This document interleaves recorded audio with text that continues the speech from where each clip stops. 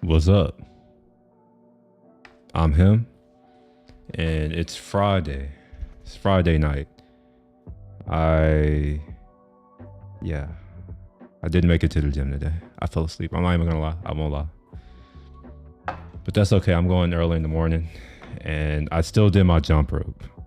So I just did jump rope. Didn't go to the gym. But yeah, it is the weekend, and fun times are ahead. I've been recording a bunch of content, and I'm actually offloading it right now.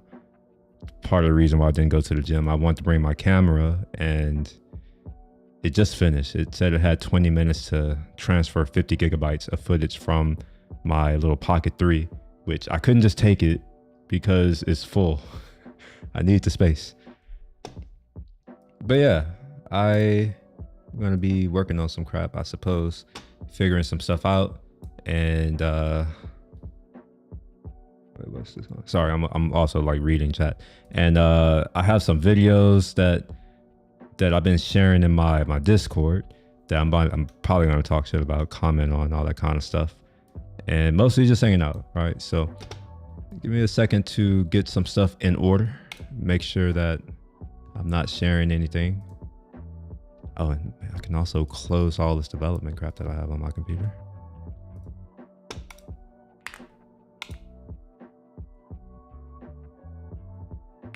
Yeah, we can close Xcode.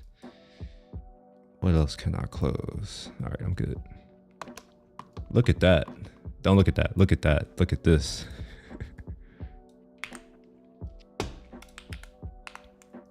Let me shut down Slack.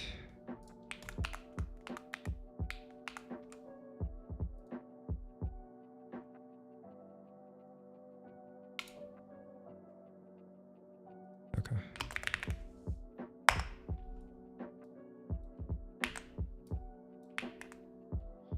All right. Oh shit, I'm in the wrong thing. God damn it. I realized that I'm in the wrong profile. This is my virtual co-working profile. I don't know if I'm going to be doing those anytime soon. Mic 2. Okay, that's interesting. All right, I think I'm good now. Things seem to be working. Kinda. Oh no. Oh shit. All right, I don't know if I'm still alive or not. My computer is frozen. Well, not my computer, but my streaming software is frozen.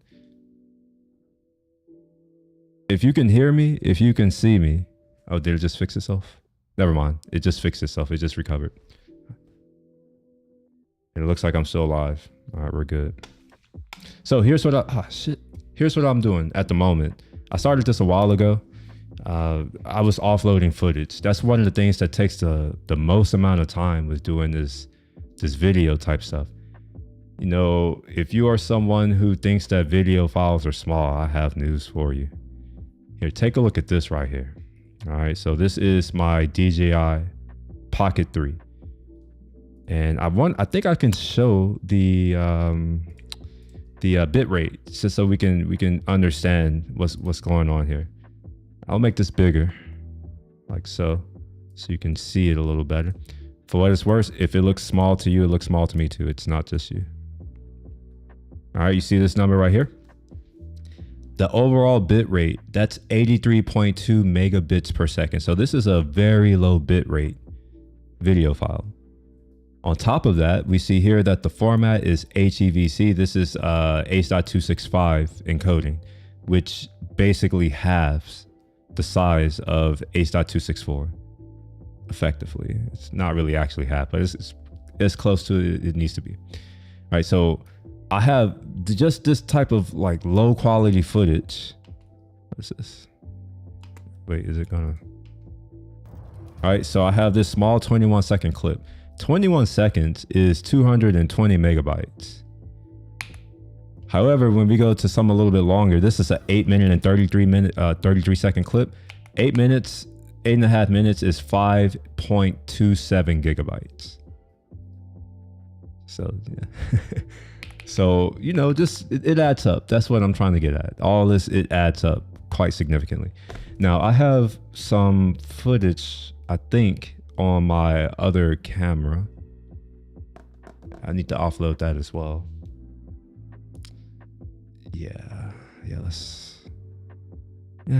before I offload that, let me make sure that I delete all this crap here. So I'm gonna remove or make sure that I've moved it off to here. So we have go to gym, untitled. What is this? Oh, this is my walk in the park. Walk in Memorial. I'm probably gonna go here more often. So one of my buddies, I talked to him and we were talking about collaborating on some content creation type stuff. And I was like, yo, we should probably just like go hit up the park and just walk around, have conversations there, record it, and see how that is. So this is kind of a preview of what that could look like. What's up? Him again. See, that's me again. Some go about a couple million people don't get. Yeah, so anyway, I gotta get some stuff together. I also need to figure out what the hell this is. Back towards it. Oh, look at this. Look at the size of this. This right here is 13 gigabytes. And it's only, oh wow, 16 minutes. Why is it so, wait, why is this so small? You know you do a video a lot when you're looking at a file, you're like, wait, how in the hell is this so small? Did it not record in the correct resolution? We're in HEVC. Okay, so I'm using 265. 97. Who is this? All right, I need to turn my thing on.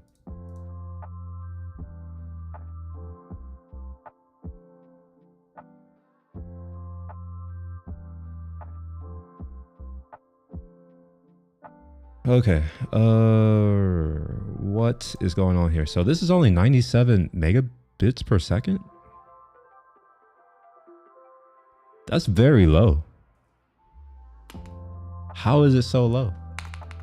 I wonder if HEVC is a variable encoding.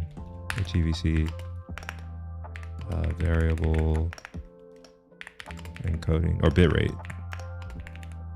Like I'm curious, how does this work out? Is it due to the movement? If there's not a lot of movement, for what it's worth, these are things that I can test out now. I have the time, so I will go test that out. I want to know if moving the camera, moving the image within the frame, does that increase the bit rate? H.264 is inherently, oh okay, it's a variable bit rate. Okay, that may be how it's doing it then. I'm just like, man, that's incredibly low for a 4K image. But you know, I guess in this case, if we look here, there's not a lot going on, right? There's not a lot of movement. Most of the frame, I would say 67% of the frame is the same at all times. And I'm almost the same, right? Like I'm not moving that much. I'm the same skin color. I am seeing some Mare. I don't know if you all can see this on the stream, but there is Mare, which I don't understand why. Oh no, that's bad looking. Oh no, that's really bad. What the hell? By the way, the review of the Sony A1 Mark II, that's going to be coming out relatively soon. And now I'm looking at my first thing that I'm just like, no, I don't like that. Well, that's not great. Oh yeah, here's some whips, some miracle whips in the garage. I won't show too much. This is me going out into the snow. And I think, wait, I didn't record the snow? Or have I not pulled it off yet? I haven't pulled it off yet. I'm going to go get my camera.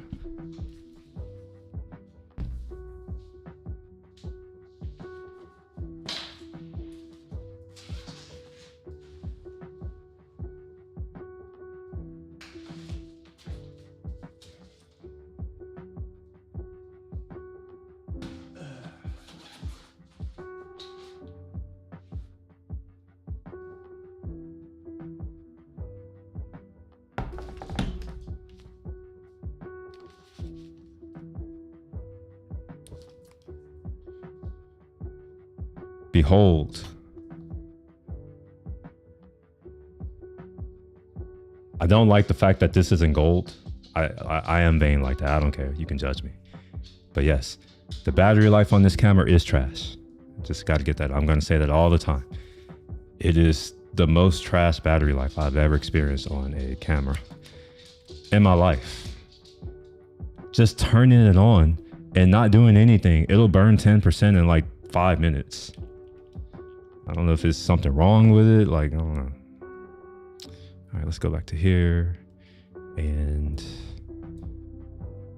I got to turn on the camera. I'm done. You know, sometimes I am special.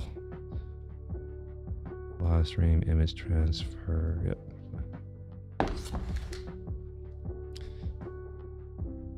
All right, look at that. A1 fast. This is my new CF Express Type A card. It's really fast. It's also really large. It's 512 gigabytes, which is another way. Oh, why are there raw files here? I need to go and update my settings again. Or I guess I need to finish. I didn't finish. Let's do kind 8 yesterday. Is this the one? Is this snow? Yeah, look at that. Yeah, this is the snow. Wait, hold on. Look at that. Look at that.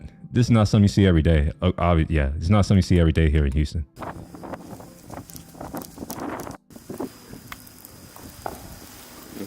Roscoe didn't like it at all. Nah, it's rare. Not this much snow. Oh yeah. He needs some for it's too cold. Yeah, he lost his shoes. So I had to go back inside and look for it. And then eventually I was just like, fuck it. We're just going to come out here and do this walk. He can do it. Obviously, I'm going to cut out stuff, you know, obviously. But yeah, this was this week. Literally, this was this week. And the snow there's still snow out on roofs and in certain places in the shade. There's still snow out. It's kind of crazy.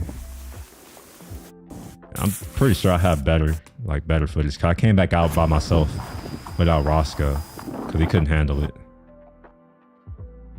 Man, look at me looking fly as fuck. Dude, it was windy. I had to try to do some shit. I mean, all right, so let's see. We got more Color Factory. No one gives a shit. No one cares. Oh, is this slow motion? No, it's not. This is never mind. This is good though. This is good footage. That's a nice car. That's the car that I used to have. We got a turkey looking thing. I don't know what the hell that is. Oh, I cooked. I forgot. I cooked. I have a new cooking video coming out. Look at that. I didn't even know I had a new cooking video coming out until now. I forgot about this. Man, look at that. Don't that look delicious? All right, this is up to temperature. It's starting to sizzle. So what I want to do is put a pop guard over it, just so that it's not splattering everywhere. Dirt, we're good. Next, I would 10 more minutes. All right, cool. So I need to do a few things. So I'm putting this in import until I create projects for these, or project folders. I don't know what the hell this is. I guess it's just random shit, I guess. These. All right, I'm just gonna call this random shit. I don't know what that is. And it's probably all in the same day. Yeah, looks like it. Random shit. And then this will be lunch at, what's that place called? Liberty Taco. Liberty. And that's most likely all of this. Well, not this. Was this all in the same day? Yeah, this was all in the same day. Okay, so this must be preparing for the snowstorm. Instead of calling it Liberty, we'll just call it preparing for snow. All right, cool. So now I get to create a new thing. So this is cooking some chicken. Chicken and broccoli. Broccoli. Two C's. Yeah, that looks right, I guess. Don't at me if it's not right. I don't care. It's right enough. And this must all be on the same day. 125. Nope. Or maybe. Yes. Yes. So that's the last one.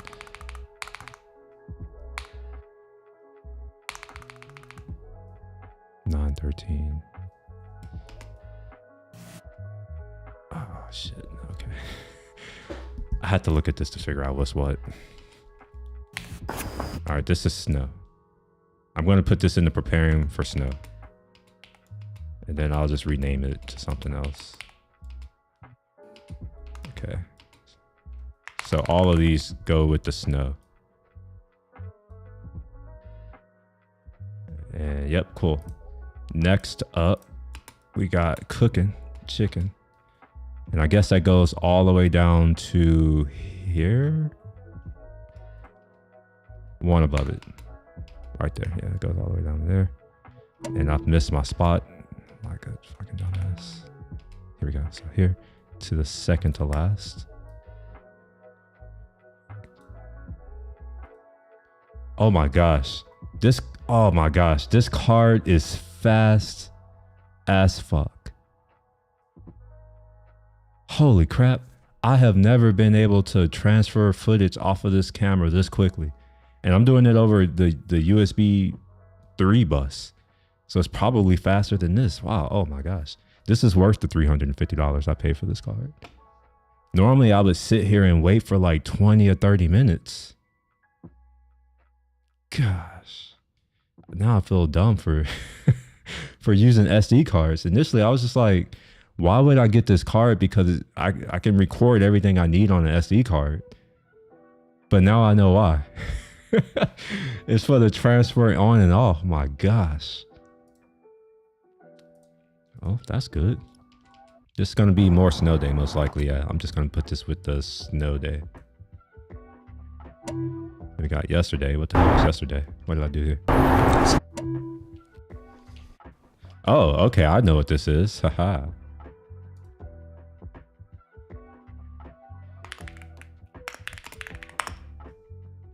Yeah, we'll put that here.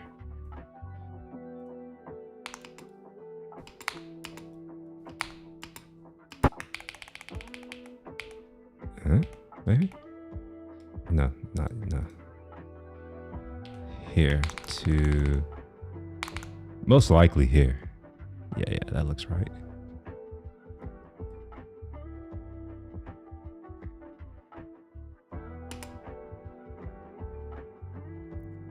Okay, that's trash. Oh, that's me.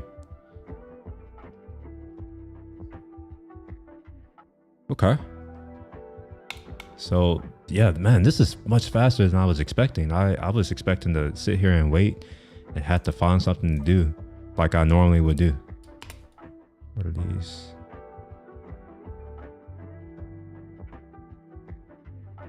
This is annoying to me because for whatever reason, when I switch to photo mode, even though I have stated that I want all photos to go to my A1, like the slow, my SD card, for whatever reason, oh, hold on, wait, am I being stupid? Wait a minute. Never mind. All right, never mind. I still have words though. I don't shoot JPEGs. How the fuck is this a JPEG? I shoot HEIF, H-E-I-F, and RAW. And for whatever reason, this is coming out, this is JPEG.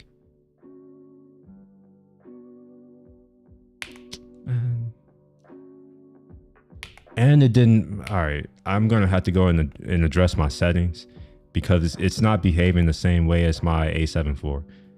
And that's partially my fault, right? Like I could have invested the time and effort to get this set up instead of just going out and assuming it's gonna be the same. All right, well, that's unfortunate. But yeah, there's nothing else here. So that means that all of my other photos, where are they at? Okay, this is where they're at. Fuck. They're going to the wrong place. Let's open up Lightroom, get some imports going. Oh wait, let me do this just in case it opens up my library. Okay, all right, cool. I don't want to be showing people who don't want to be shown on here.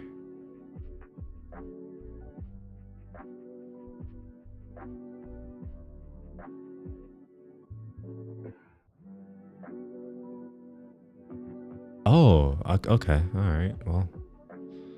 So the raws are going to the right place, but for whatever reason, the heaps are going to here. I don't understand why, but it doesn't really matter. Let's just let's do some importing. So I'll import all of these. Actually, some of these I'm going to group. So let's not import any of those.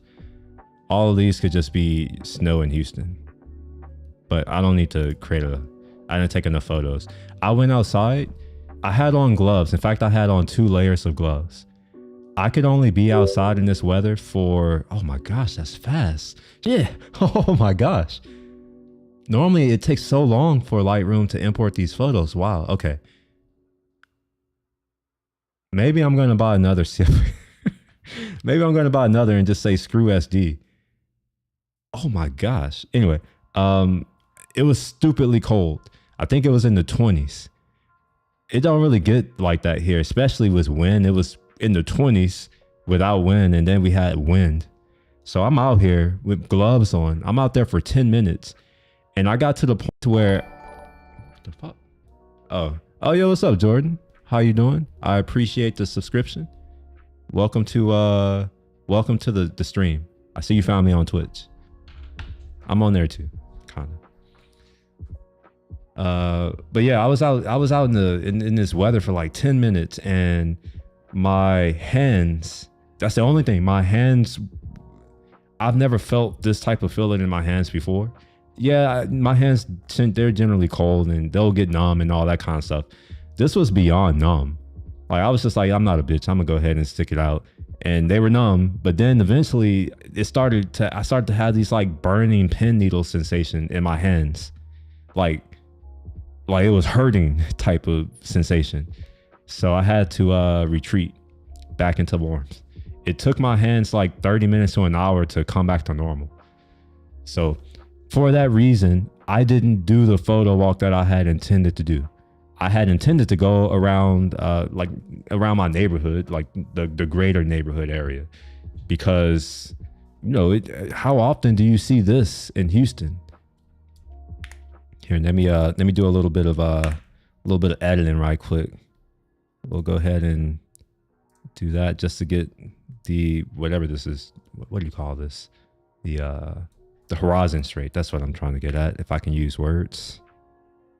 Yeah, we're gonna center it right there. We'll make it big as fuck right now. Don't like that composition. In fact, let's do a wide composition. There's too much sky there.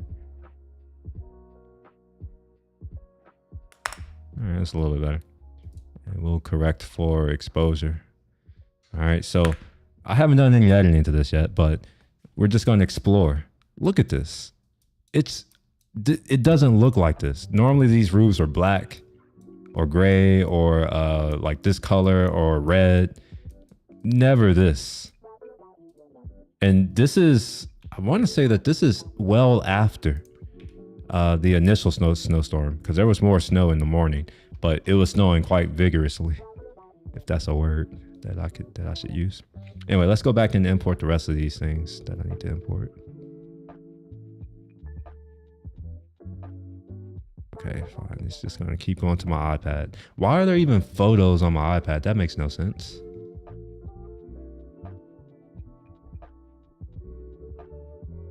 Oh, it ejected it. Why did it? Okay. All right, I'm dumb. I clicked the thing to eject it. Except I didn't actually click it. It was automatically selected.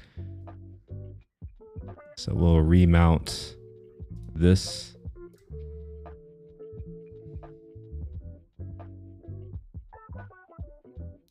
All right, now I got some photos of whatever this is. So I'll just import it. I'm not going to create a collection for that. I don't think I created a collection for the other one either. All right, let's take a look at this broccoli. I should have used my sharp lens for this. the hell? Oh man. You know, I'm not used to this happening so fast. That was instant. Holy crap. You know how, let's say that, you know, you've been doing something one way all your life. And then someone comes to you and they just give you this thing, and all of a sudden, what used to take you like 30 minutes to do happens instantly.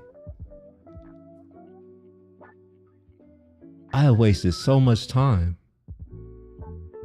I didn't realize that it was this much faster. Wow. For what it's worth, if y'all are interested in this card, this is the Angelbird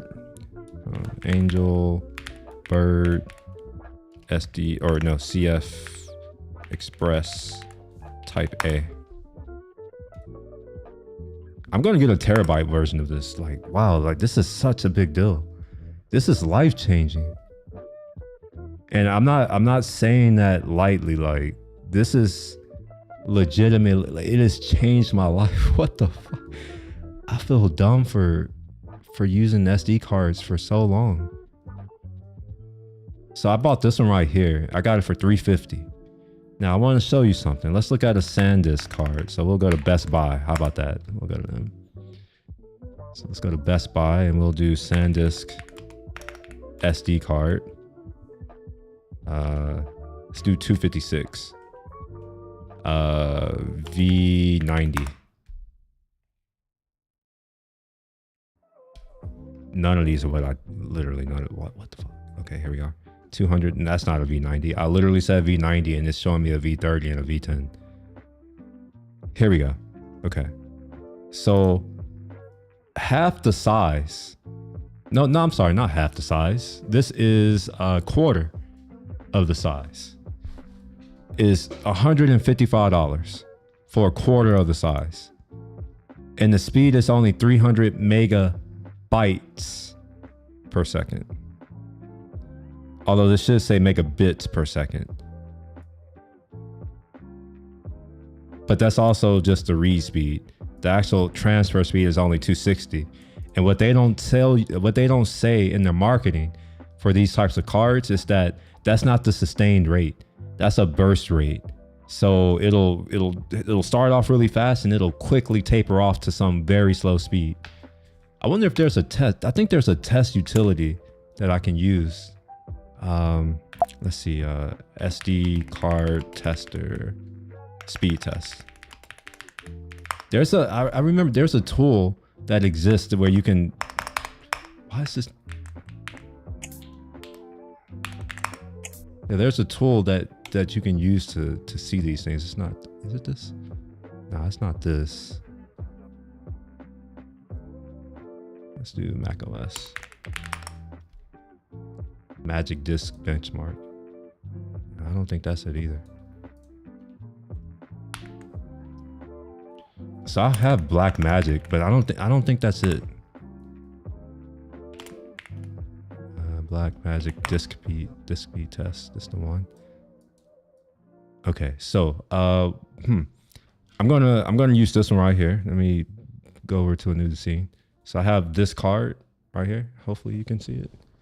This is the SanDisk Extreme Pro 200 mega. It's capital MB, but I think that should be megabits per second. It's a V30 card, 128 gigabytes. I'm going to throw it in my reader here, and this is a fast reader, so it won't be a bottleneck. So we'll go ahead and just plop that in like so. It's called A1 Slow because I used it for slow stuff. Let's go ahead and select the target disk. And where is that? Slow? Is there anything in here?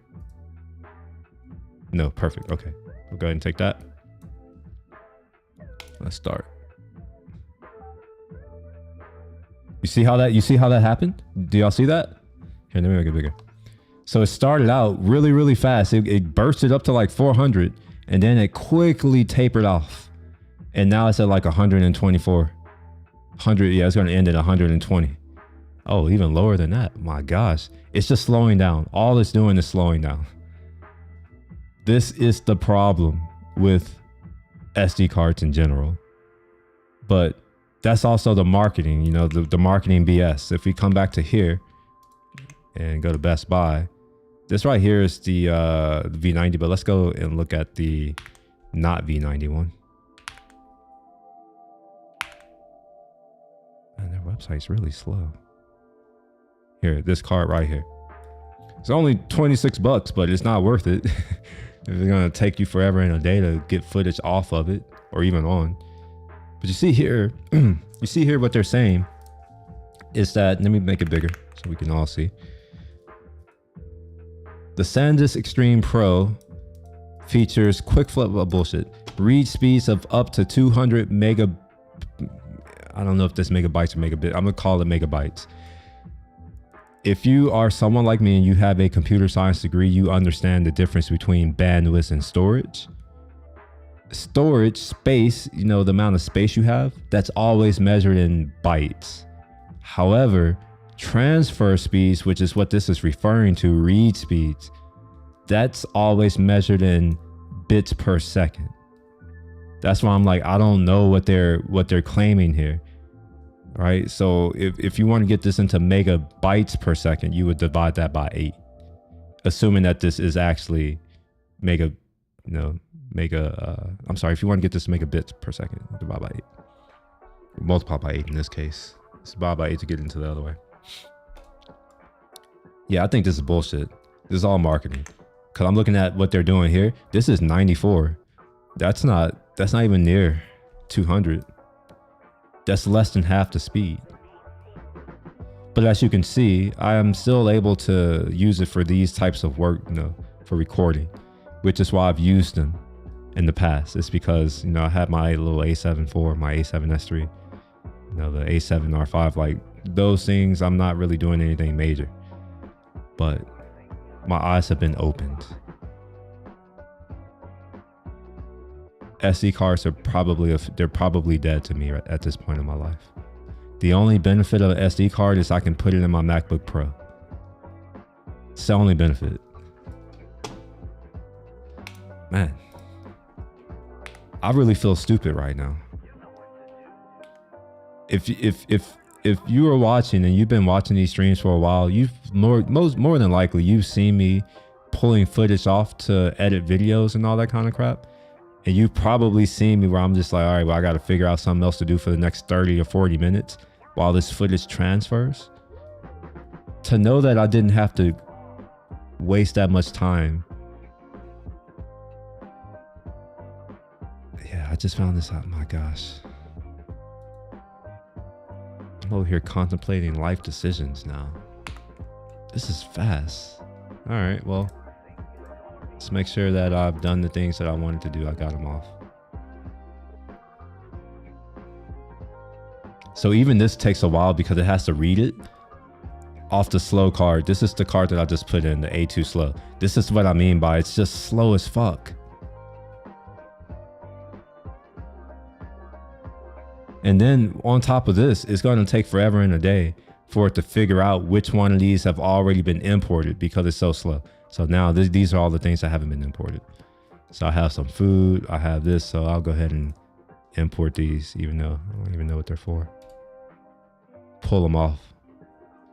This SD card is now going to be full-time in the MPC.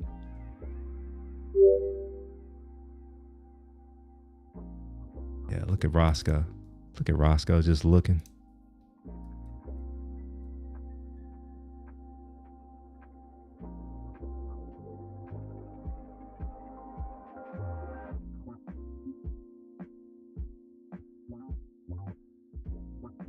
Roscoe, where you at? Come here. Roscoe. Roscoe. Come look at yourself. You want a snack? You want a treat? You want Roscoe snack? He must be asleep. Yeah, he must be asleep. Or actually, hold on.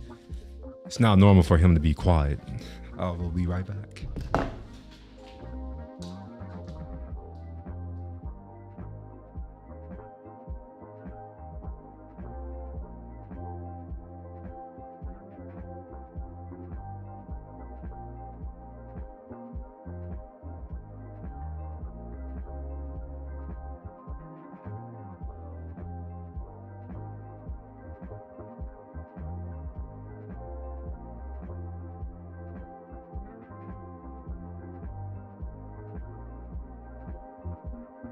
He was knocked out for real.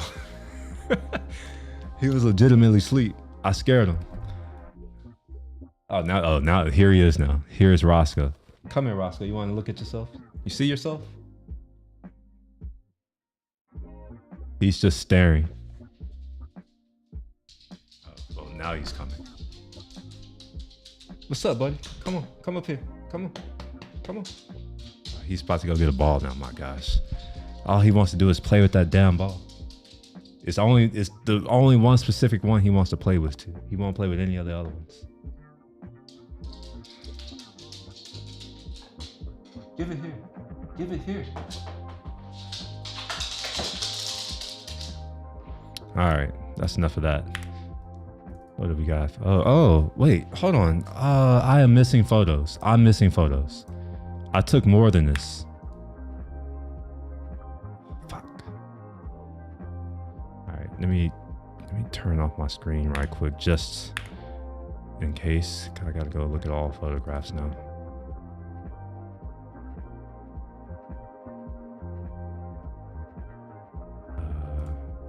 I'm gonna split it off by. Okay, I can share this. There's nothing that's important here.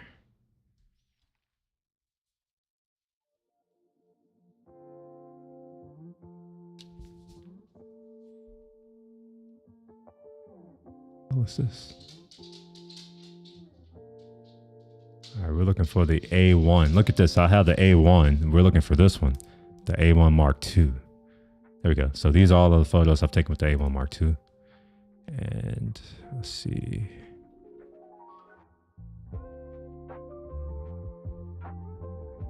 Oh, I found it. I saw it. Here we go. Okay, all right, perfect. Look, I fixed the white balance in this one because I've actually looked at it and edited it. But this right here is delicious. This is some West African place.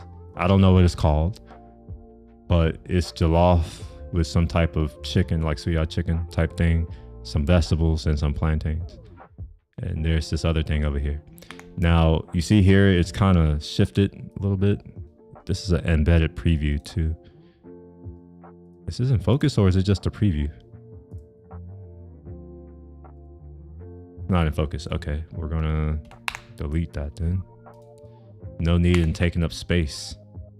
Yeah, it says embedded preview, so I don't know if this is actually jacked up or if it's just using this. Let's do D. If I do D, that should pull up the real one.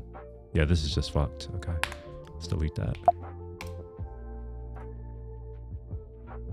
Okay, that one's fine. So let's say that I come here and I select the white balance. Get more neutral white. Cannot set the white balance here. Please, wait, what? There we go. But it's a little bit too much.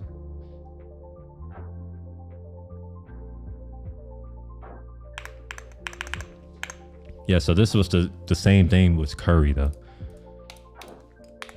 And one of these I'm sure is in focus. And then I got some shrimp. The shrimp, oh my God, it was delicious. Let's white balance this. All right, maybe I'll just do auto. Maybe I can figure it out. No, it doesn't. So I'll balance it myself.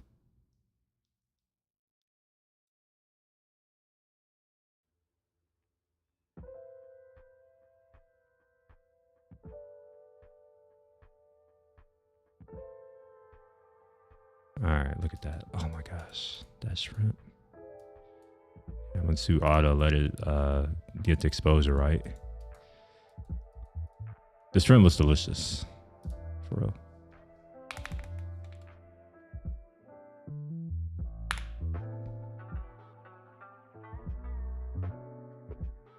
All right, and here are the latest things. So here's some chicken, the broccoli. So one of these is probably going to be a thumbnail. I realized as I was cooking, I was like, oh, maybe I should try to be a decent YouTuber and take a photo for a thumbnail. So I did that. But I didn't become a decent YouTuber until after I started cooking. I was like, oh, let me try to recover. So I didn't get one with the chicken in there, which is, that would have been nice to have the raw ingredients together. But I did do this one. the final dish with, you know, my pan roasted broccoli, potatoes.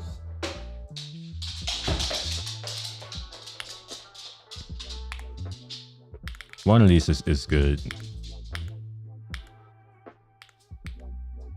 Not that one, not that one, not that one, not that one. So I saw two that are candidates. Not that one, not that one, not that one. Maybe that one. Maybe this one. Let's give it a 3. 3.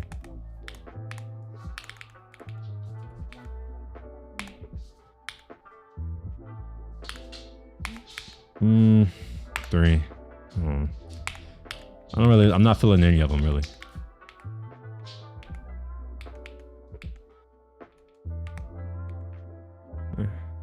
Let's go and edit.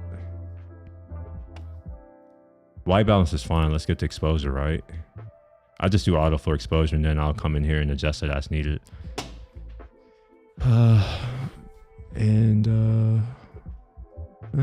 It's good enough. Now I do have a look from some of my other things. Let me see if I can copy it over, see what that looks like. Scroll through this way.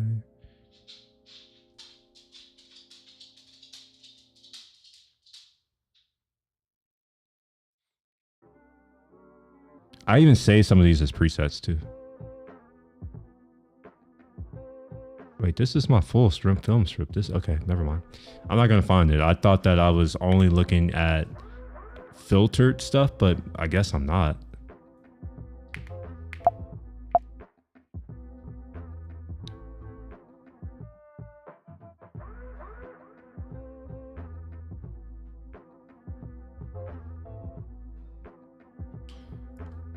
What?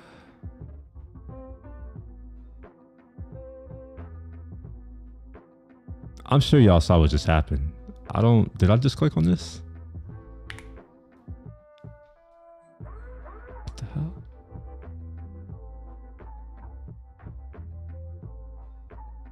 Oh shit, I'm supposed to be editing this photo. When I took it's HIF, never mind.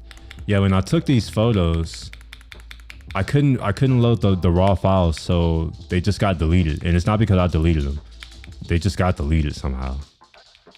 So I have a lot of photos that could have been great, but they're not great.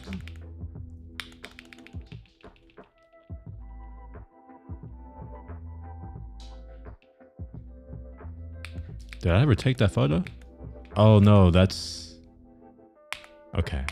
It's on my camera and I did take the photo, but my friend took a picture of me taking the photo on my other camera, which was using his SD card. Oh gosh. I'm gonna ask him right quick if he ever took that off.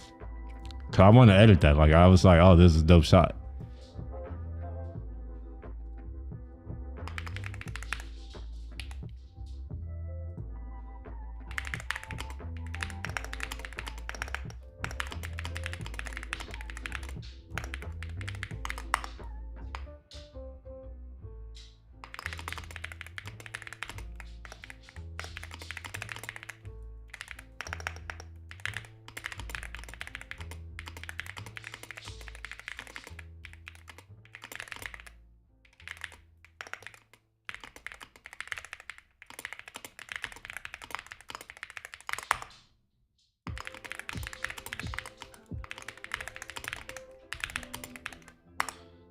All right, so listen to this message and tell me if it's confusing. Do you remember when we did that photo walk and I took that pic of the building and you took a pic of me taking a pic of the building on my camera, but using your SD card? Is that confusing or what? Oh man, this sucks. So I have photos that I took that I don't have because of reasons.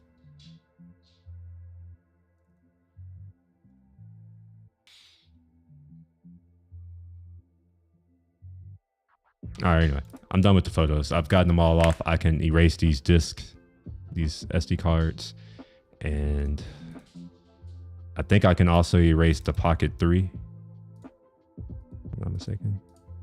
I think I got everything off of here. Yeah, I did. Okay. So we're going to erase this. For what it's worth, the newest version of Mac OS, I think Ventura, this is the only thing, in my opinion, that they improved. It's that now I can right click and just do erase disk. It's so much easier. I don't have to like rename it. It has the same name. Thank God. Just, I love it. Okay, we don't care about that. Slow. I think I can get rid of everything here, so we'll just erase this. And this is, I'm gonna convert this to my MPC, like as an MPC for backup. Okay, let's close that. Okay, so this is now going to be MPC sounds. How about that? Samples. How about that? Yeah, samples is better.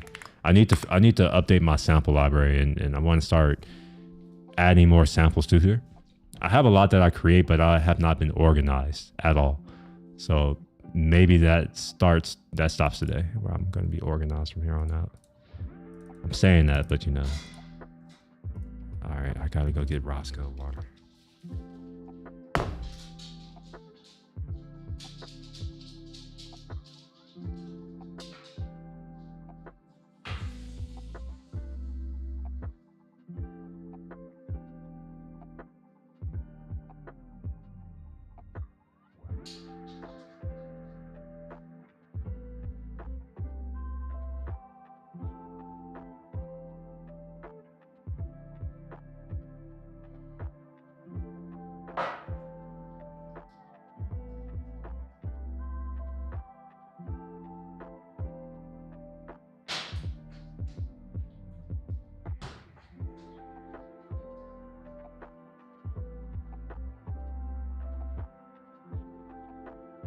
He does this annoying thing. It's a sign of intelligence, obviously. But when his bowl is empty, what he'll do is he'll like lick it really hard to make it flip and make that noise. I don't know if y'all heard that. I don't know if my mic picked that up. But that was him. And it's kind of funny because sometimes he'll do it and he'll look back and look at me. And I'll look at him. And then I'll look back. And then he'll do it again, but then he'll look and kind of give me the side eye. It'd be like, and he'll just keep doing it. It's just he knows. Well, you gonna bring the ball? You gonna bring the ball? You gonna bring it here?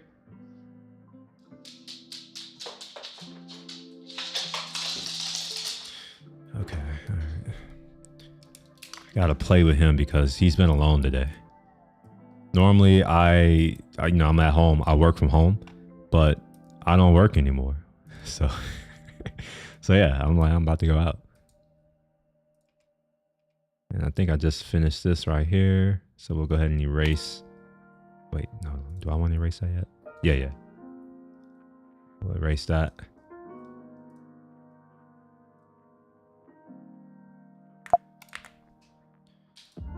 Okay, MPC samples, I will leave on here for now. That should be empty. All right, perfect. Eject that. You know what? I'll deal with that later. Pocket 3. Eject that. Let me confirm that I have all of the stuff that I need from here, because I have lost footage accidentally in the past.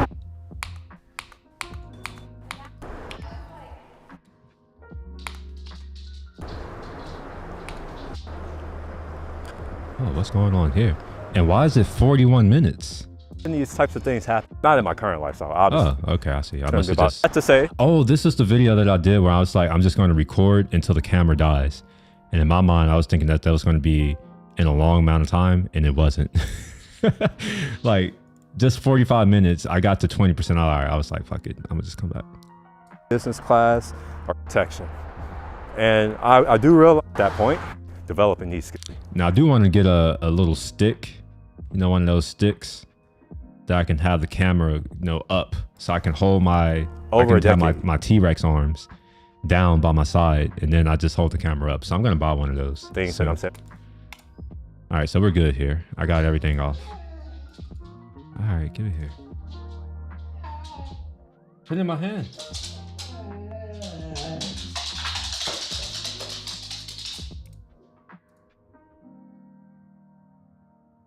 All right, look at that. All done. So we'll eject that, eject this. This is just this is the Sony internal memory. It just has like a guide on it or something. What is this? Just chilling. All right, so this is gonna go in random shit until I figure out what the hell it is or what to do with it.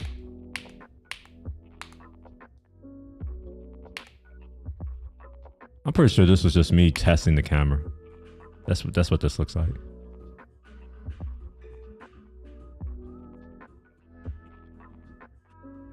Okay, never mind. I was about to say maybe I played music. By the way, this is the MPC. I think I said like I have it, like I do music too sometimes. This is my MPC. So now you see that's what's over there. All right, so I have a whole other little setup over there with stuff going on. Okay, well, I guess that's good. So I'll go ahead and eject this for now, close that. And if you have a camera that accepts CF Express, A or B, I highly recommend this brand, Angelbird. My life has literally been changed. I have never in my life been able to import photos as quickly as I have.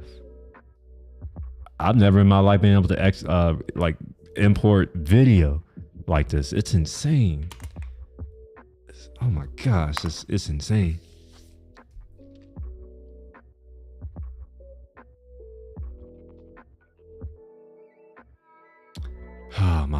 Oh shit, I have a video. Oh my god. Man, I have a video I'm supposed to be finishing. My rice is also done from yesterday.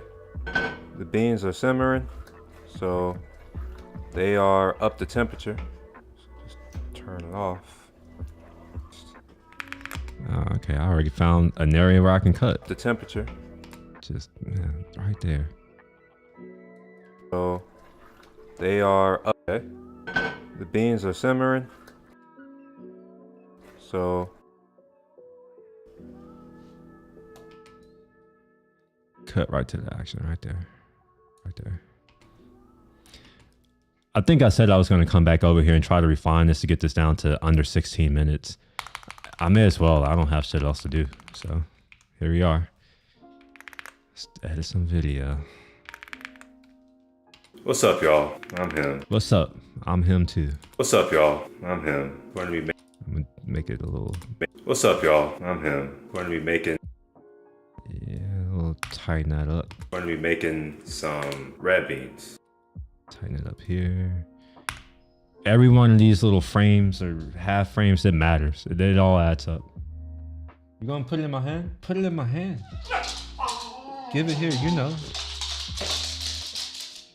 Red beans. These are actually King City pink beans from Rancho Gordo. All right, all of that can go away. I gotta soak these beans overnight so that I can cook them tomorrow. Overnight. I am going to delete all of this. Night.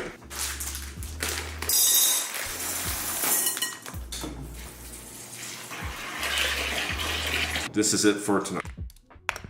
Delete that. This is it for tonight. I'll make the clip a little bit longer just to, make it just slightly longer. This is it for tonight.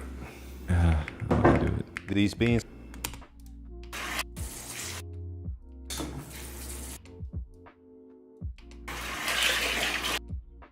This is it for tonight.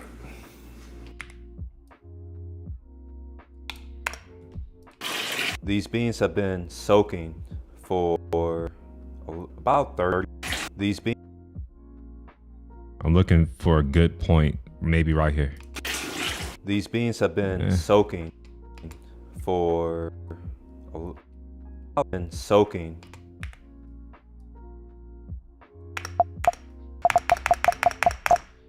Are we about to do this again? Final cut? For about 30. About 30.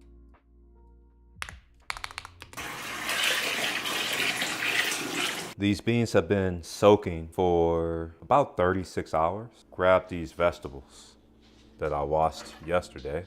We got parsley. Delete. I'm trying to get this to 15 minutes now. We got parsley, green onion, a green bell. I can put more. Parsley. Maybe this is. Green onion, a green bell pepper, and a couple stalks of celery. Yellow Spanish onion here, as well as some garlic. And the final thing is this thyme. If you know anything about Cajun cooking, then you'll know that these ingredients right here are the base of a lot of different dishes. And then the green onion is also, I consider it part of it, but you know, some people don't. All right, we'll get all that. Okay. Of a lot of different dishes. So we got andouille sausage. Got andouille sausage. I got some bacon.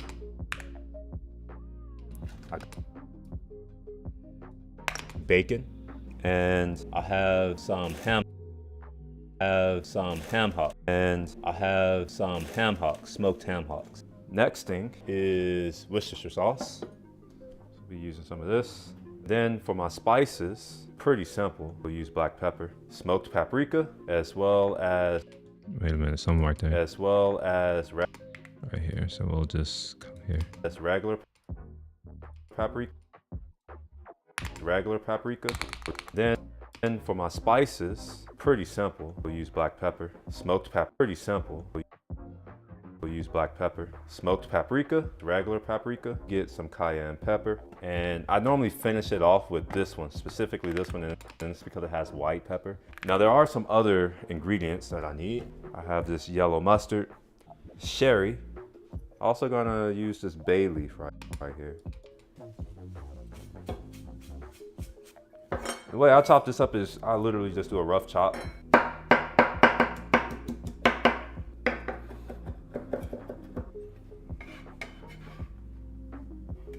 All right, I think from here to maybe here, I can just.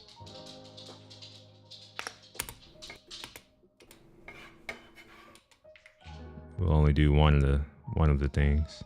Roscoe. And we can end that right here. Next thing, we're gonna get this celery. I normally will cut it in half and then do a third. Bring the ball here. Just bring it here. Like this, in the middle. Split it into fourths. He probably pushed it under the bed. I bet you he pushed it under the bed. Oh, no, he didn't. Put it in my hand. Oh my gosh.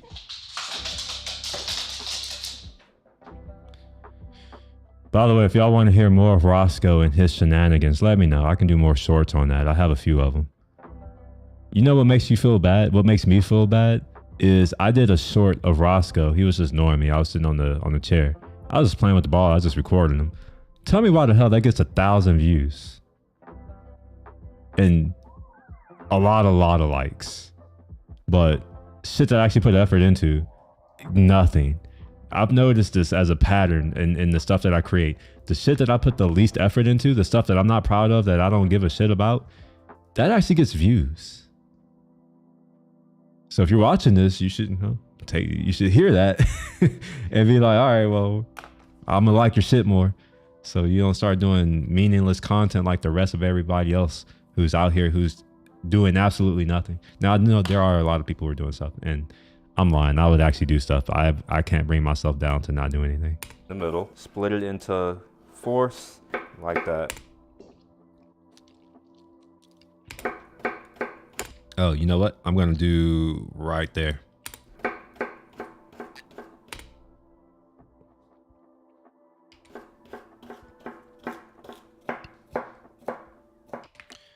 I don't think I need to have so much. And we'll just end it right here. And as soon as it touches that bowl, right there, we're done. All right, next up is this pepper. Before I start, next up is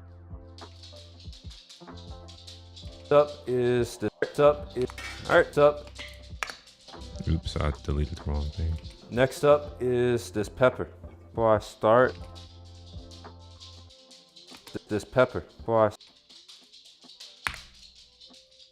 Next up is this I shouldn't have pepper. woken them Before I up. start, I'm just gonna come along the top like this, pull out all of the seeds, do a little love tap, get most of the seeds out. That's it. Take it like that. Quick trim to get the white part out. So just do that. Quick trim to get the white I did the same clip. I part don't need out. it. The pepper like this, and then do it into thirds. The pepper like this, and then do it into thirds. This, and then do it into thirds. Pepper like this, and then do it in. The pepper like this, and then do it into thirds.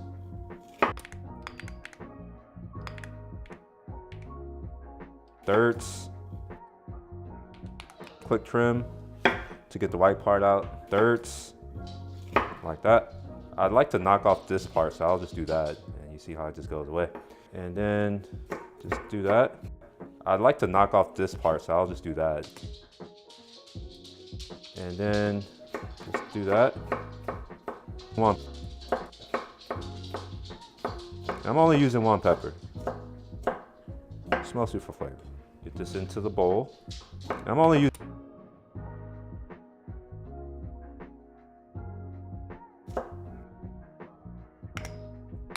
I'd like to knock off this part, so I'll just do that. It's mostly for flavor. Get this into the bowl. All right, so I use these mats so that the onion scent as well as this garlic won't live in my board. Where I'm going about this onion is the base here, and then cut in half. Then unwrap it, peel it. Now, one thing I like to do with my onion is rinse it off in cold water.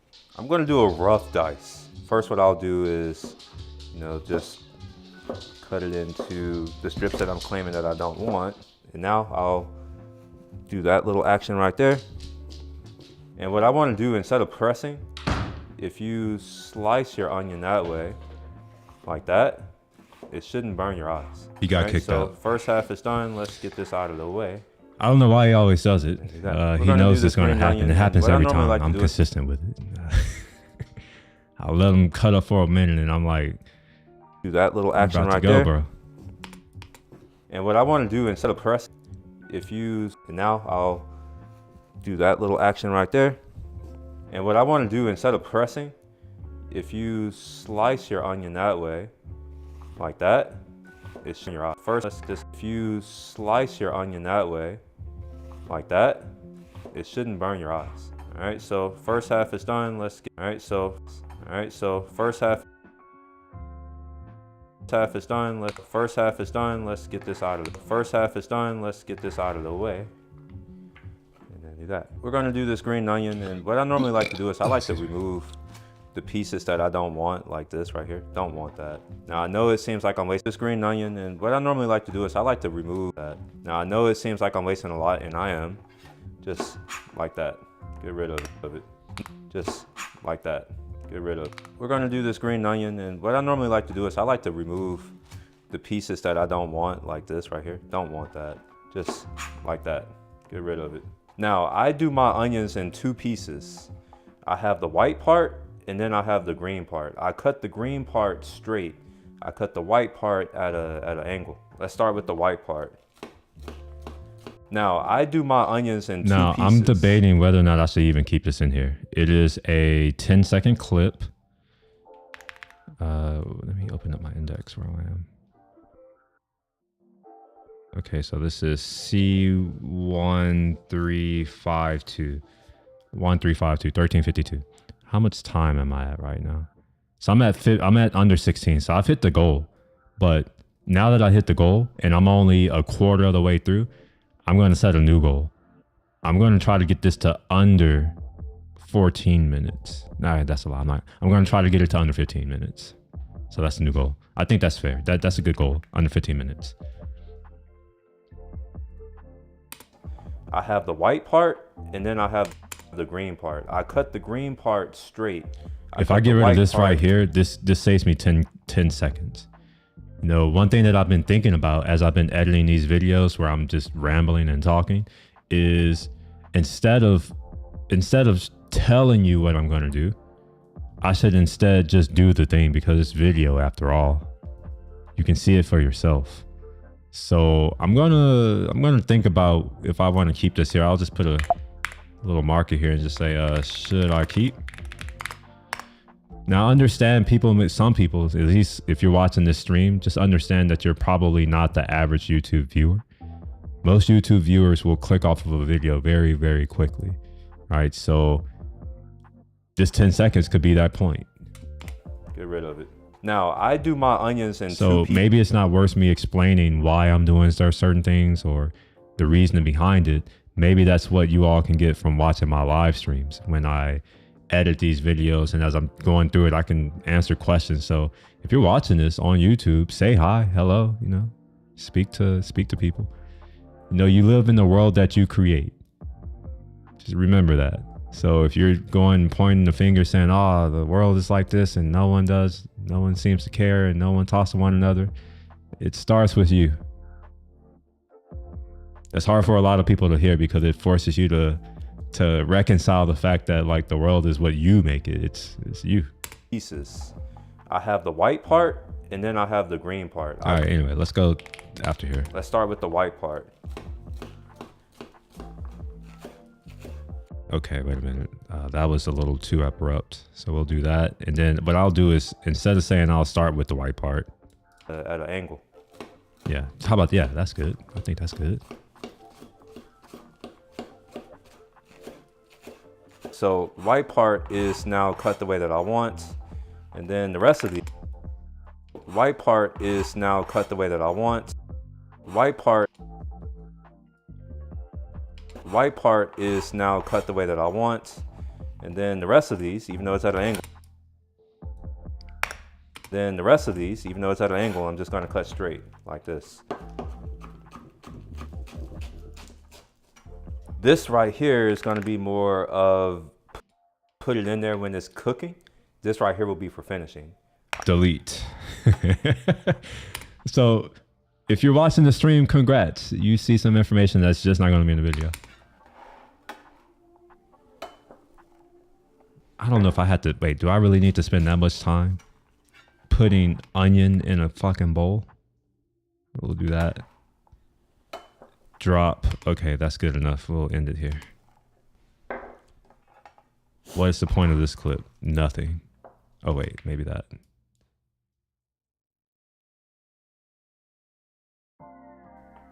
The last Wait, what? The last vegetable. Okay. Now, I'm going to make my life... Is garlic a vegetable? I think it is, but is it? I think it's a vegetable. It has to be a vegetable. What else would it be? Alliums are vegetables, right?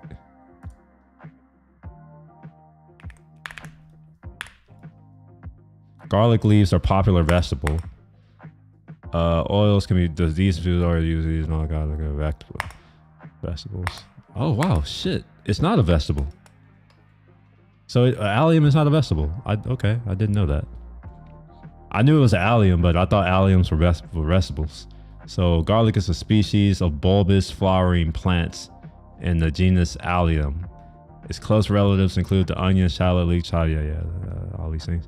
It's native to Central Asia, South Asia, and northern or northeastern Iran. It was long been used as a seasoning. Okay, all right. So it's not a vegetable. Look at it, man. Y'all have learned something. Y'all learned that garlic isn't a vegetable. So if you're like, oh, I eat garlic, nah, it doesn't count.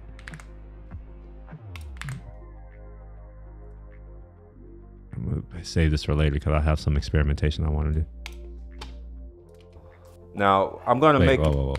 There was a little the last vegetable. Yeah, too much silence. So we'll just cut here. Now I'm gonna make my life slightly easier. Just do that, just to remove the pill. Throw the piece in there and press. It's just the one. Let me just cut the rest off. All right, and let's make sure we cut off and press. Let me just. All right, and I'm cutting it off here, so it's like no need to do it twice. Cut all that out. Next is andouille sausage. All right, so for these, it's pretty simple. Just cut it in half, and then cut it in half again lengthwise. So cut in half. Cut it in half again lengthwise. Next is andouille sausage. Next is andouille. Next is andouille sausage. All right, so for these, it's pretty simple. Just cut it. Pretty simple. Just cut it in half. Cut it in half. Pretty simple. Just cut it in half. Cut it in half. Andouille sausage. Just pretty simple. Just cut it. Pretty simple. Just cut. Just cut it. Just cut it in half. Just andouille sausage. Just cut it in half. Cut it in half again lengthwise, and then just slice like this so that you guys, and then just slice like this. Just cut it in sausage. Just cut it in half. All right, maybe I should come a little bit right here. It's pretty simple. Just cut. Just yeah, I gotta keep that. For these, it's pretty simple. So for these, it's pretty simple. Whatever. Just cut It's it cool. in half. I'll recover some other time. Slice like this so that you get these little half moon shapes. I find that these are the best shape that fit on a fork, as well as a spoon. And video watchers don't need to know that. They can watch my stream if they want to know Half that. moon shapes. Shapes.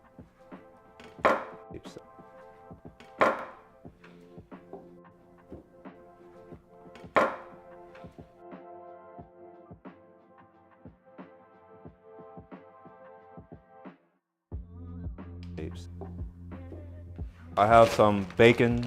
I don't need that much. I don't need that much. I normally cut my much. I don't need bacon. I normally cut my bacon only for fat. That's why it looks like this. I don't really cook bacon. What I want to do is cut it in half. Cut in half. And this is soft, so I have to kind of, do that. It's better if you cut bacon if it's, It's better if you cut bacon if it's semi-frozen. Again, that's a pro tip. You can watch it in the stream. You're welcome. Kind of do that. Now you know. I'm slicing more than I'm pressing. I'm going to separate these two so that I don't have to, the bacon on top, separate, so that I'm going to separate these two so that I don't have to be bothered with trying to separate them later. I'll just put the bacon on top of the foil like that. Here are all of the ingredients. Look at Roscoe peeping. Look at peeping Roscoe. Look at his eyes. They just follow. They follow the camera movement. Isn't that crazy? He's just down there looking. The ingredients: smoked paprika, cayenne pepper, black pepper, hot sauce, mustard, bacon. All right, that's a little long. Why is that so long? Bacon.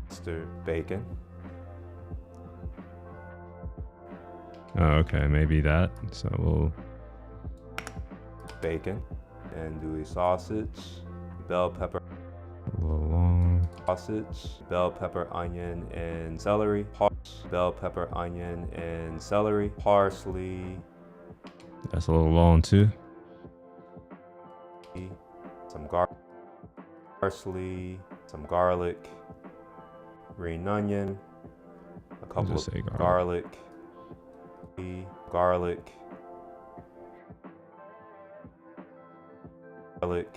green onion, a couple of bay,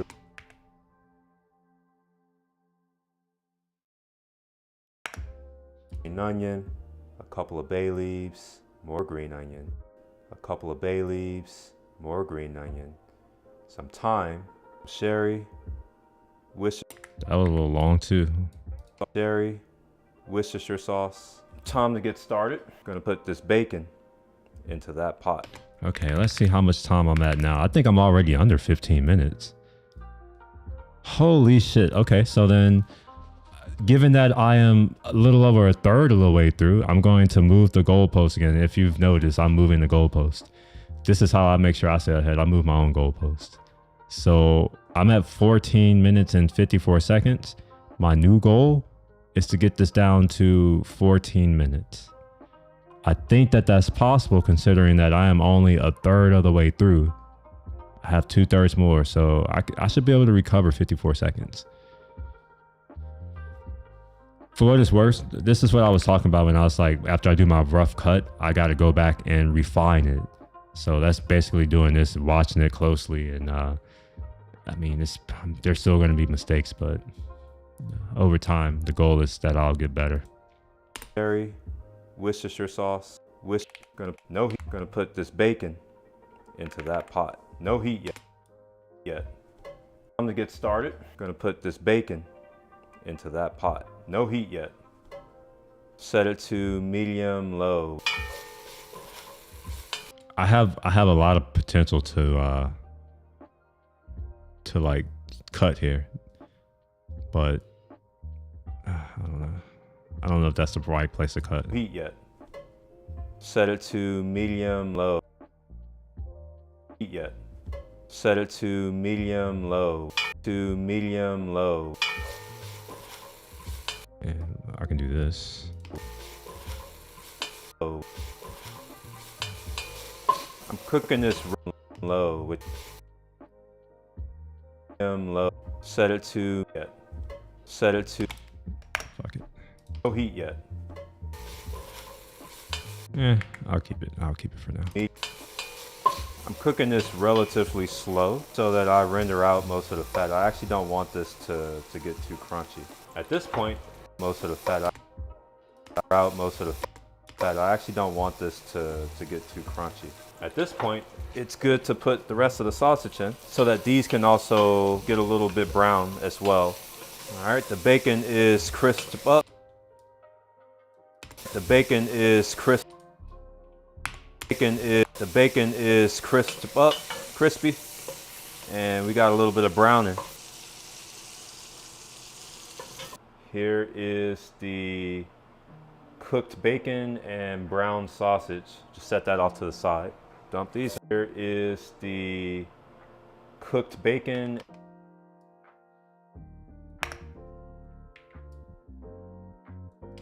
Wait, why? Hold on. I want to get right after that. Yeah, there we go. And maybe, yeah, right there. Here is the cooked bacon and brown sausage. Just set that off to the side. Dump these in.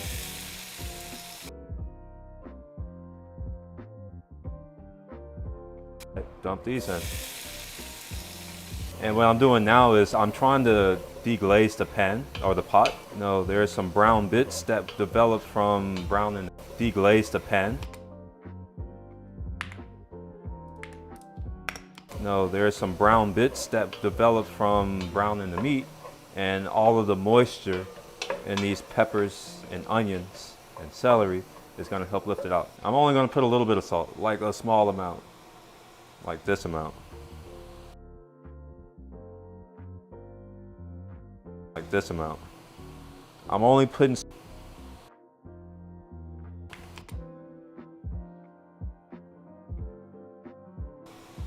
small amount.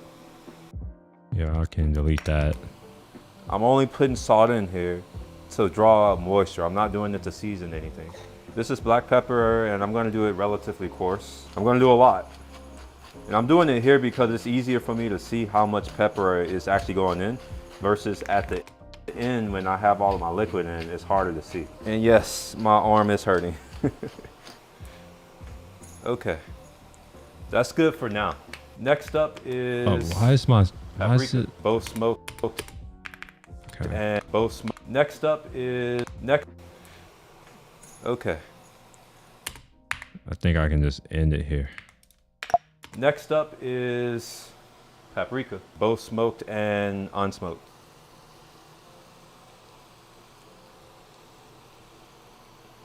Cayenne pepper. So I'm just gonna do a small amount.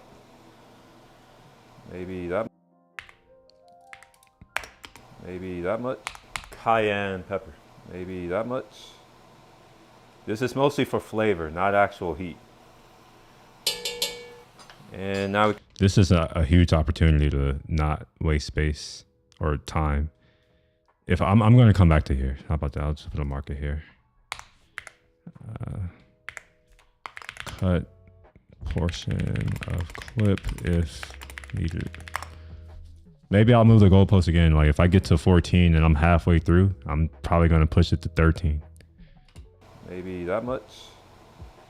This is mostly for flavor, not actual heat. And now we can mix this all up. And I like to, and now we can mix this all up.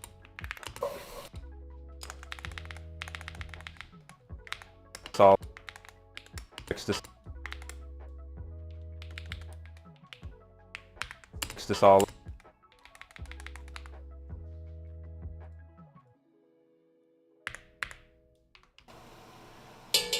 Mix this all up.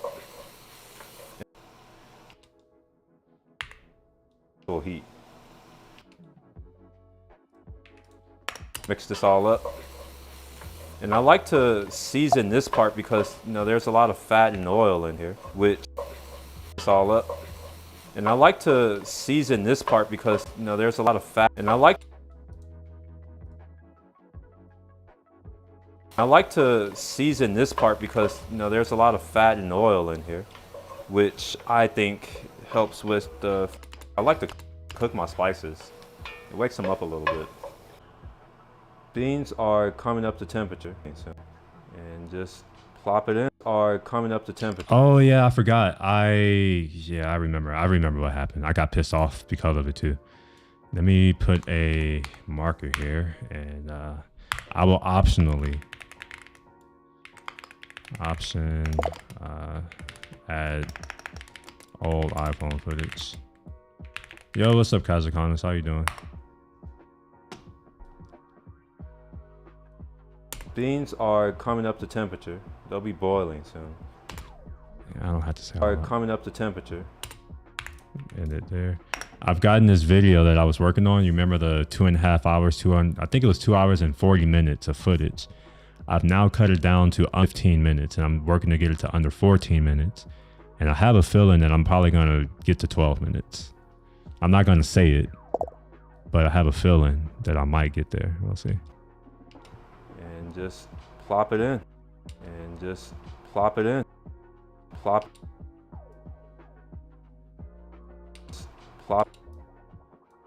Oops. Temperature. Plop it in. It's been a few hours. Here are a few hours of the bean. It's been a few hours. Here are the results of the bean. Here are the results.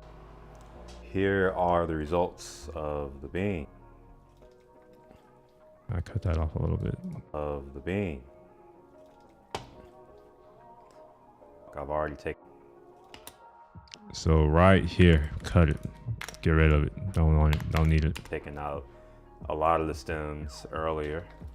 And this is how we're looking. Remember how I was saying that these go in when the beans are almost done? How about I just, oh yeah, just get rid of it. Looking. And this is for the... Whoa. Wait, what? Already taken out a lot of the stems earlier. And this is how we're looking. delete that. That's what I was after. And this is how we're looking. Remember how I was saying that these go in when the beans are almost done? Well, there you go. They're almost done. There you go. And this is for the green onion flavor. When the beans are for real done, I will put this in. So we're good for now. And I also want to test to see if these beans are getting close to completion. I haven't done that yet. Chilling at home. I feel you. I am also somewhat chilling at home. Although I guess this is work for me now. This is my new work. I am now full-time employed with my own company. It's not technically a company yet. It's just me, but it will become one. I'm gonna work to have it where it's not just me and I have some other folks alongside me. But part of that requires me to get better with editing and what the fuck? Oh my gosh, this is... hold on, give me a second. Really annoying. Okay.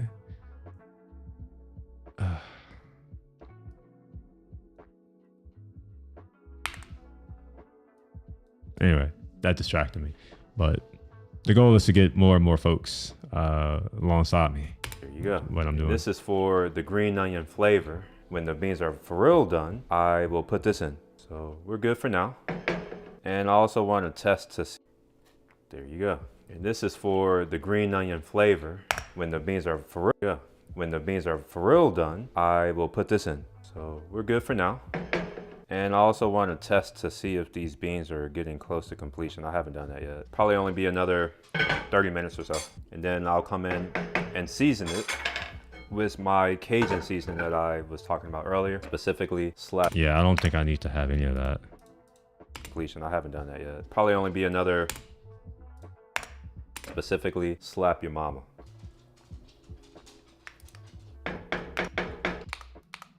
And I also want to test to see if these beans are getting close to completion. I haven't done that yet. The ham hock is completely done. Nothing. It's done. I gotta fish out this ham hock, and I'm trying my best to,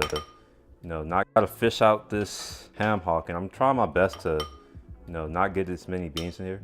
I'm going to put half of these, or maybe not half, but about that much. I'm going to have to, maybe not half, but about that much.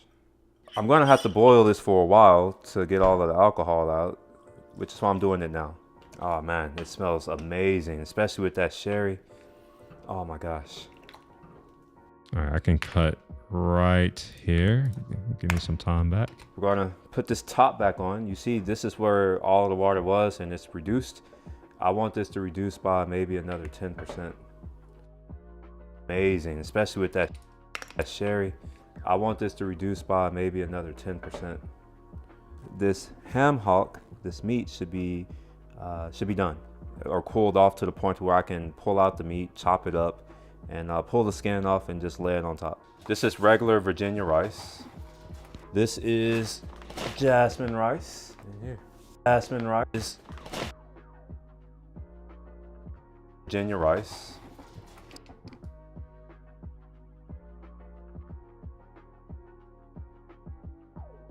Top. This is regular Virginia rice. Jasmine rice. In here. Jasmine rice. Jasmine rice. All right. Maybe I can right here. Yep. All right, time to rinse off the rice. I'm using cold water and time to rinse off the rice. I'm using cold water and I normally use a little, whatever this is, sprinkle system. I don't know what you call it. And I like to agitate the rice. So what I'm looking for, and let me see if I can show what I'm looking for. And let me see if I can show You see that there's all that white stuff in the sink, the starch. I'm agitating this to get all of that out. And once it runs clear is when I'm good. All right. I think I can get rid of most of this up into this point. Maybe right here. Think that's good enough? No. Do that.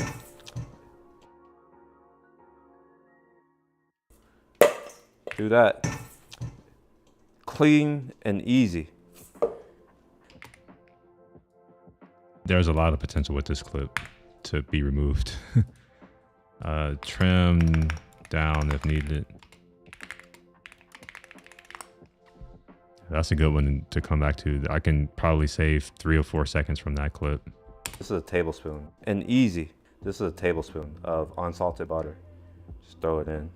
We'll put a little bit of salt. Too long. Way too long. So we'll just some salt right there. Just throw it in. Butter. Unsalted butter.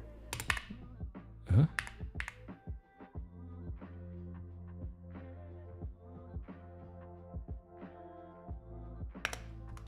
This is a tablespoon of unsalted butter. We'll put a little bit of salt. I'm going to put a little bit of distilled vinegar.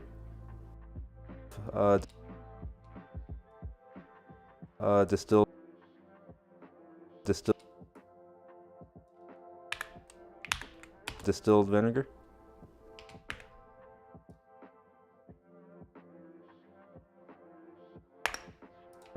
Like a very small amount. Distilled vinegar, like a very small amount. That's it. It's good enough. Fill it to here, cause I have 4 scoops. It's good enough. Fill it to here, cause I have 4 scoops of rice.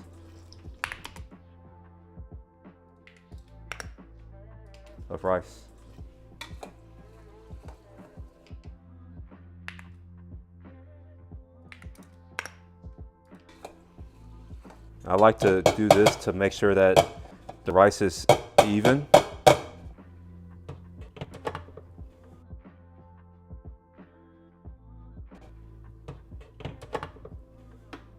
I'm doing regular cooking.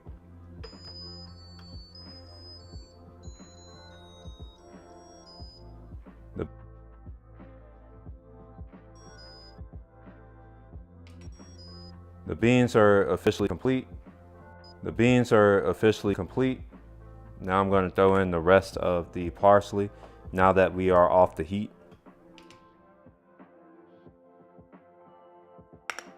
Officially complete.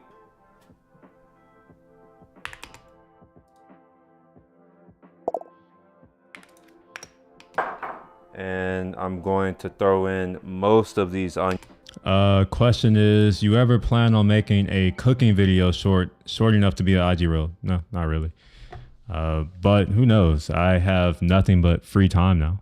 So I may experiment with different, cooking formats. The problem with a reel for something like this is that requires a level of organization with this type of stuff that I simply don't have. Just to put in perspective, this dish came together over a 20-hour period. Different times a day, different moods, all kinds of things. So it's like, I don't know. And also shorts are in vertical format, and I don't film in vertical at all. And I probably won't. The only way I would do it is if it's easy to, take my gimbal and just have it go into vertical mode, but it's not. Now I heard that the RS4, is it the RS Pro 4 or whatever, the new, the updated version of my RS, I have the RS3. I heard that the new one has a way to go into vertical mode quite easily. And give me a few minutes and I'll switch and I'll show what I'm talking about. I have made some good progress here and I can take a break. I can use a break. I'm going to throw in most of these onions. And I'm going to and I'm going to throw in most of these onions. And I'm going to throw in most of these onions.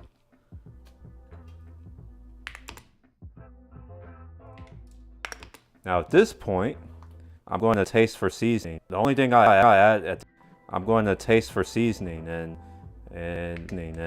now at this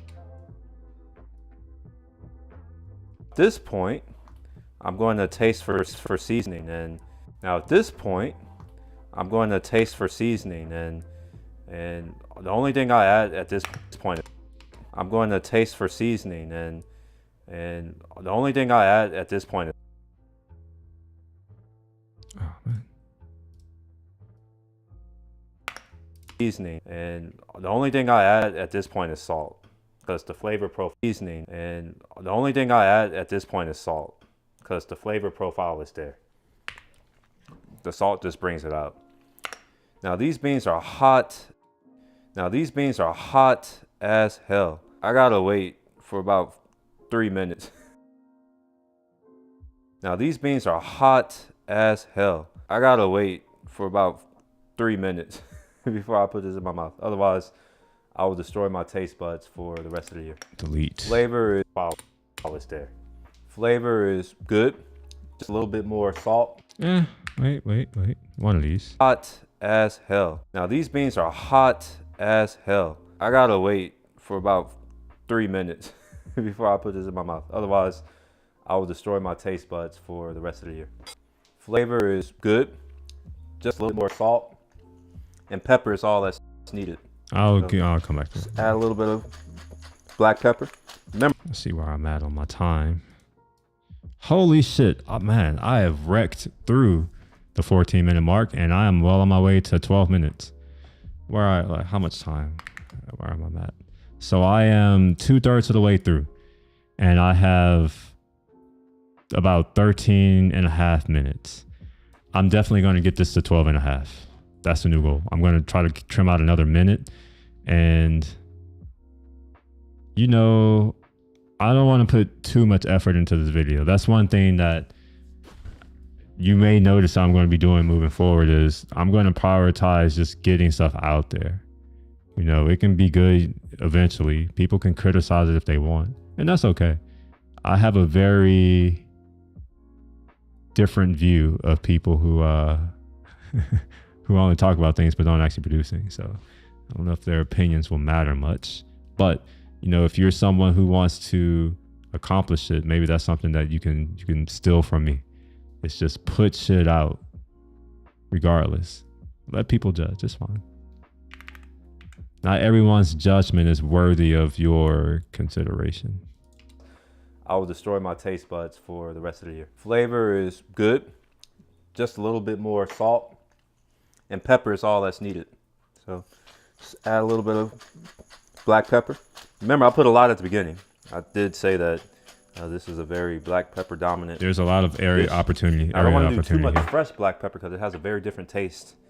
I'm over here describing stuff. This is only for the stream. This is only for y'all. If you're watching this, it's only for you. It's probably going to get deleted from the actual video. I don't want to do too much fresh black pepper because it has a very different taste than like all of that from when I finish this. Now I don't want to do black pepper dominant dish right there. So now I don't want to do too much fresh black I'll pepper. let you hear your reasoning. Different taste than black pepper that's been cooked, you know, for 3-4 hours like this has. So that should be good enough. Add just a little bit of salt.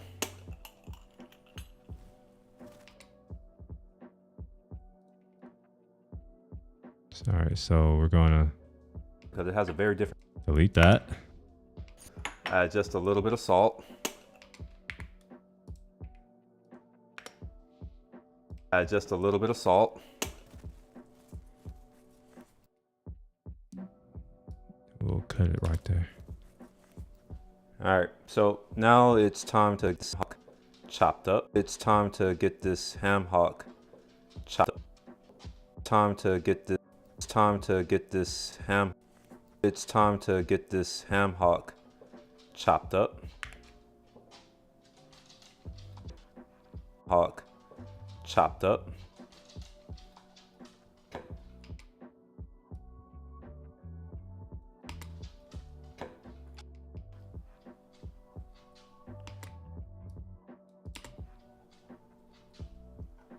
Just getting all the meat off. And this meat is delicious. It just sucks that this isn't a large ham hock, so this is all the meat we're going to really get. A large ham hock. This isn't a large ham hock. Just roughly chop. Roughly chop. Roughly chop. Roughly chop. Roughly chop. Roughly chop. Roughly chop. Like so.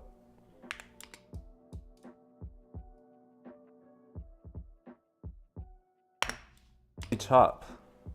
There's nothing really special or interesting about this, and I'm using this little baby knife because it's the knife that I was using to cut my butter, and I don't want to wash another knife. So sometimes you use the right tool for the job. Don't do what I'm doing. You don't have to be this lazy as I am. You see, it just falls apart though, so it doesn't really matter that this. You see, it just falls apart though, so it doesn't really matter that my knife is small.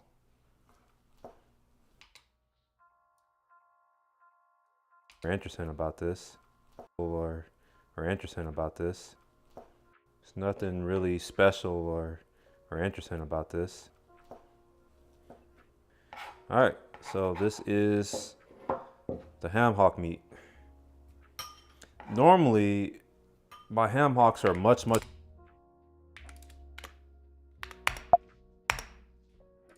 All right, so this is the ham hock meat. Got our meat, and I'm gonna put that on top. And got our meat. I threw the rest of these onions in here, and I threw the rest of these onions in.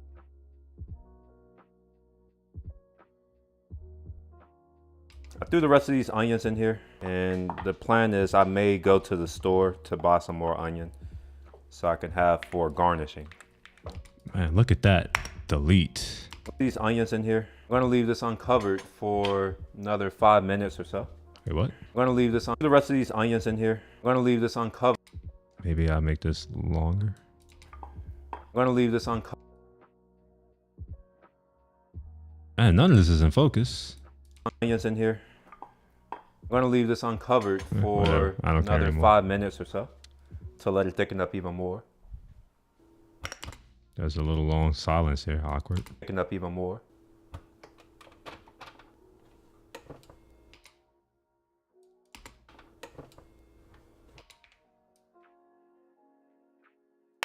Rice is done. Just gotta fluff it. Rice is done. Just gotta fluff. Rice is done. Just gotta fluff it.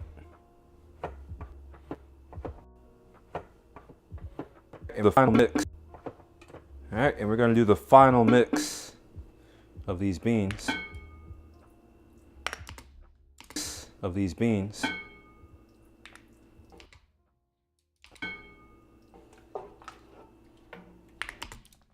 It's enough stirring for a day. We'll pull it here. The final taste to make sure that these beans are legit. Final taste. These beans are legit. But these beans to make final taste.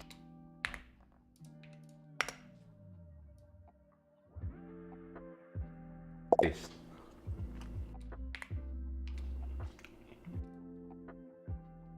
Yep. Perfect. Yep.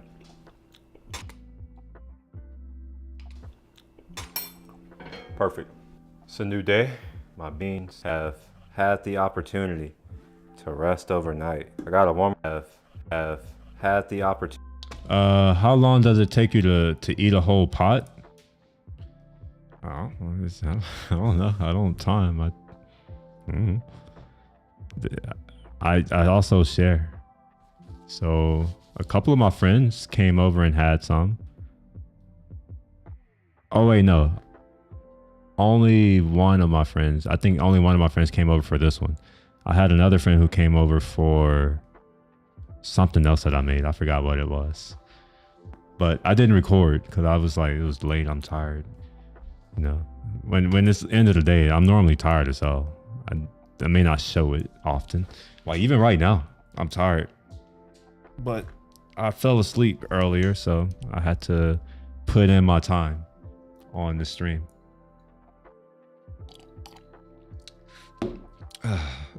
My beans have had the opportunity to rest over. All right, we're gonna do a little bit of cutting. The opportunity to rest over. Have had the opportunity. Have had my beans have had the opportunity to rest overnight. It's a little bit of a pause. To rest overnight. I gotta warm them back up. Here they are. I gotta warm them back up. Here they are. I like to let them sit up. Them back up. Here they are. I like to let them sit overnight. I like to let them sit overnight, and to heat it up, just turn it to low. My rice is also done from yesterday. The beans are simmering. I can just put rice on top. Normally you should. It's not flowing, the video, but I'm at a point now where I don't care anymore. It's good enough. I can just put rice on top. Normally you should probably use not a flat spoon, but I'm being a little bit. I can eat all that. I can just put rice on top.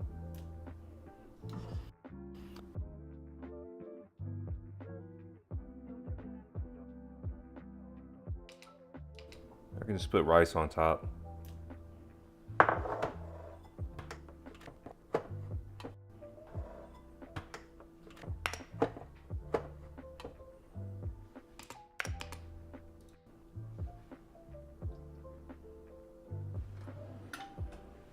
Do I need this? I don't think I need it. Yeah, there we go. What's up, y'all? Look at that. I have done a refined cut now. Rough cut to refined cut. I'm at 11 minutes and 30 seconds. I think I was at over 16 and a half. So with just a little bit of effort, I've managed to trim out 5 minutes of trash. I don't know if it's trash, but I'm gonna call it trash. So that's 5 minutes of opportunity for people to click off this video. They're still gonna click off, don't worry. I have faith in people. You know, you have to just trust who people show you they are. So I know that people are gonna click off. I'm gonna show you where they're gonna click off. I already know where it's gonna happen. They're gonna get to about right there. And they're gonna click off right here. And they're gonna go and look at a TikTok from here. What's up? Maybe I should. What's up, y'all? Now they can get further. We're gonna be making. Now they can get a little bit further. I'm gonna tighten it up some more. We're gonna be making some red beans. These are actually King City red beans. All right, that's all I'm gonna do for them now. So I gotta add some titles. I may, you know what? Let me go and look for some footage. Let's see if I can find it. Photos. I didn't put it in a. I should have put it in an album, and I didn't. 15 seconds. Wait, what? What do you mean? What are you saying? What are you asking? 15 seconds? All right, let's see if I can find some footage. Oh, by the way, this was after, I guess it's just photos, I guess. But you were asking somebody how, I don't know, like each one of these is a serving. I generally only eat once a day. That's another thing. It's not really a fast. It's not a diet. It's none of that bullshit. I generally just eat once a day. And I say generally because sometimes I don't even eat. Like today, I haven't eaten today. I'm not hungry right now. I want to be clear. I'm not actually hungry, but I didn't eat today. I think the last time I ate was lunch yesterday. So I'll probably eat sometime tomorrow, maybe. If I'm hungry. All right. When do they click off? Oh, like within a minute. Like they'll probably click off within a minute. I would be surprised if half of the people who click on the video last past the first 23 seconds. That would actually be surprising to me. And I will be honest about my live streams. My live streams, because YouTube, it all goes together.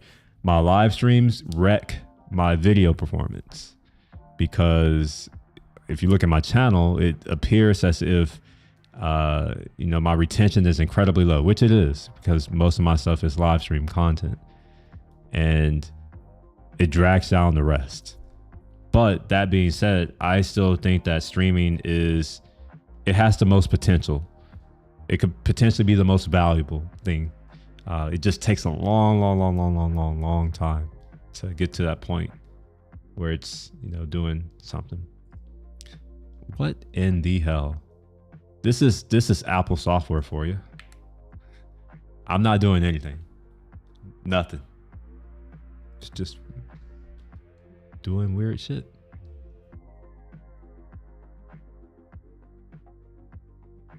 I think I have an idea though. I'm going to quit and then I'll reopen it and maybe it'll go away. Let me also quit some other crap that I don't need right now. Quit that. Quit these notes. Okay.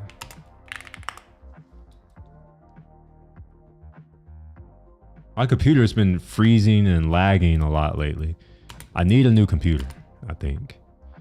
Now, here's where things get interesting. Because of my job situation, I don't even know if I'm going to continue to live here where I'm at. I've been contemplating just like leaving. So these live streams would end. I'm not, if I do leave, I just won't have the ability to do these live streams. Let me find the, where is it at?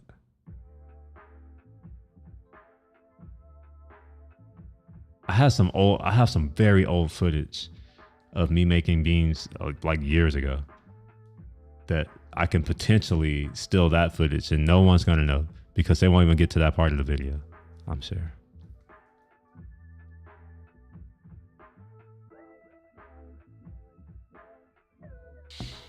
We got some steak.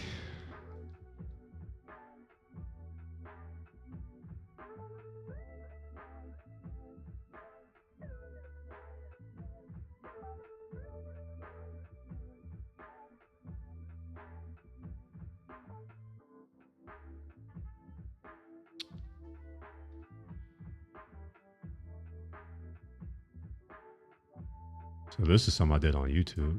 Is it? Oh no, it's still doing the thing. It's still doing that. My gosh. Talk about trash. Trash.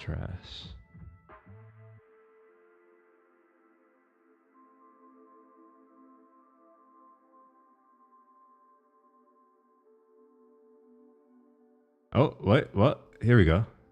Okay, so, oh my gosh. Just looks like right here. It's gonna give me a seizure. Oh, it's a different bean. God dang it. Okay, no, I can't use it. It's a different bean.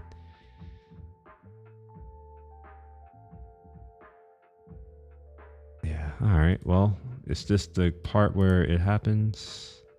No. I'm just going to, oh, now it's freezing. No, I didn't get a new job. I got laid off from my current job. And yeah. Not Tuesday, Thursday. So next week is my last day. Like the end of next week. Officially.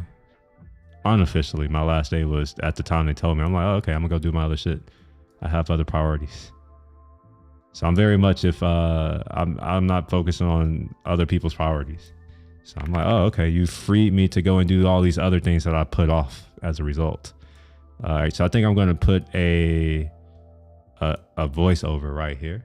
Let me do where's the voiceover? Record voiceover. Hey, test. Can you hear me? Yeah. Okay, cool. Monitor, no, countdown, something, outro, name. All right, so this is going to be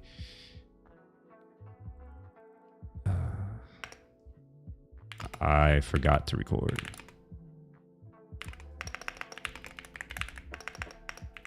So tell them. I could put like a what do you call that thing? I don't know what am I going for? Maybe I do put this old footage if it's still here. I hope. Did I lose it? Yeah, maybe I can put the old footage regardless, and then I'll just do a voiceover and say, all right, you know, here's what I basically did. But now I'm missing it. I must have. It's not me. It's not me. This is Final Cut being trash ass.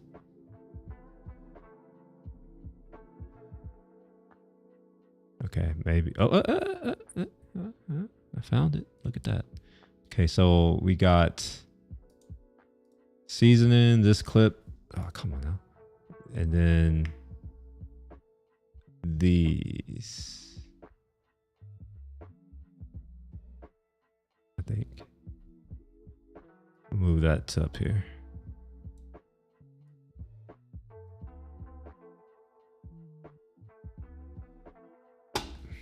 Okay, never mind. It's not gonna happen. Let me just clear what I'm saying. Are coming up to temperature, and just. Okay, so yeah, let's add a title here or something like a blank something. Put one of these things, and we'll do basic text. Yeah, I'll do let's do a text block.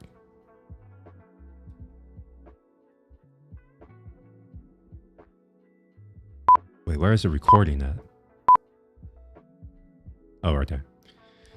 So I forgot to press record, so you don't see me putting the mustard in there or the Worcestershire sauce or the sherry or the chicken stock, but here it is.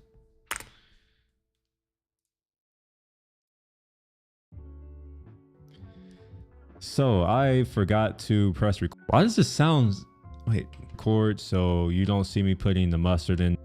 Is this what I sound like on stream? It doesn't sound the way that I thought it would sound. I don't like it. So I forgot to press record, so test.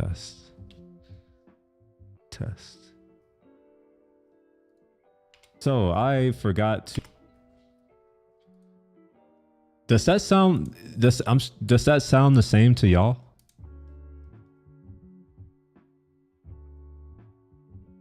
If so, I don't like the way this sounds, and I need to go and change my. Oh, okay, it does sound different. Okay, it sounds very different to me. It's a night and day to me. I don't like it. Test. Was I talking too loud? Talking too loud? Okay, I am clipping. All right, I'm clipping. Oh, okay, so let me turn down my mic so I'm not clipping. Clipping, clippity clop, clip it and clop it in, clip it in. All right, I'll try that again. Go away. We'll come in here.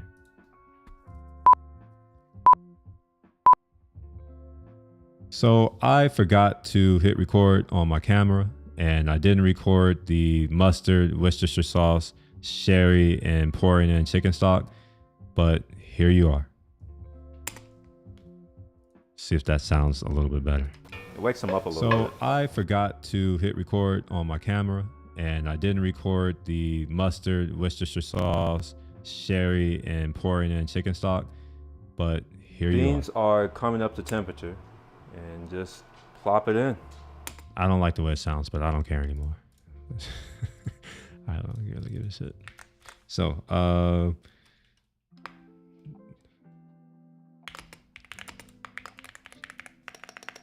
mustard, Worcestershire something, sir. I don't know how the fuck do you spell Worcestershire sauce. Worcestershire Stir. I don't. Fuck. Worcestershire. Worcestershire. Why does it fucking keep deleting? Shit. I fucking hate this. Warshire. Stir. I'm pretty sure that's not how you spell it.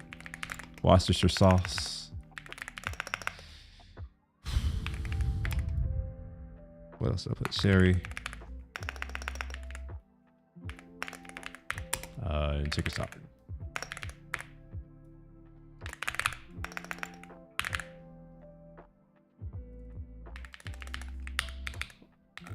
Oh, and hot sauce. What's there? Hot sauce. That. We're going to figure out how to spell that right now.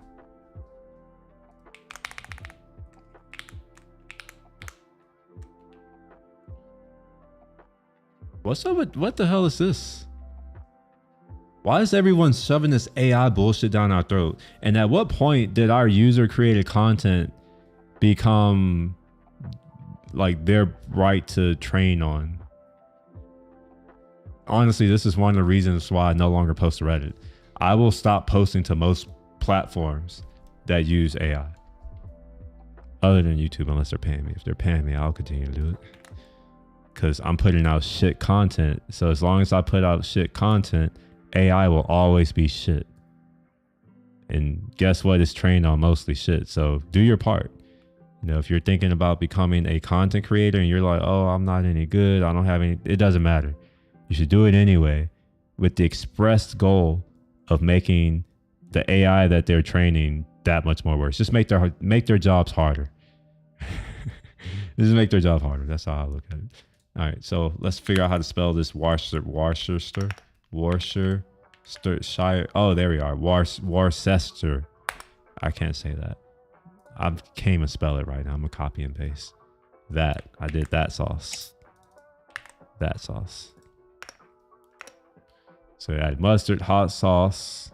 I don't think that's like that. Worcestershire. So sherry and chicken stock. And maybe I should put a little... What the fuck just happened? What in the fuck? Okay.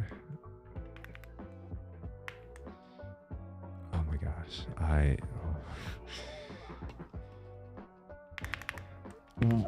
Oh my gosh. All right. Okay. All right. Well.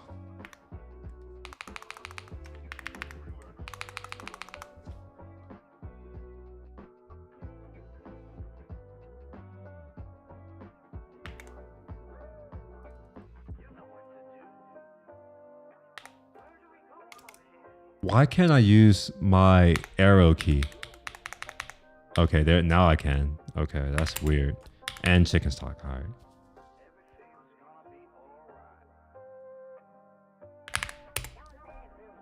All right. I think that should be good enough.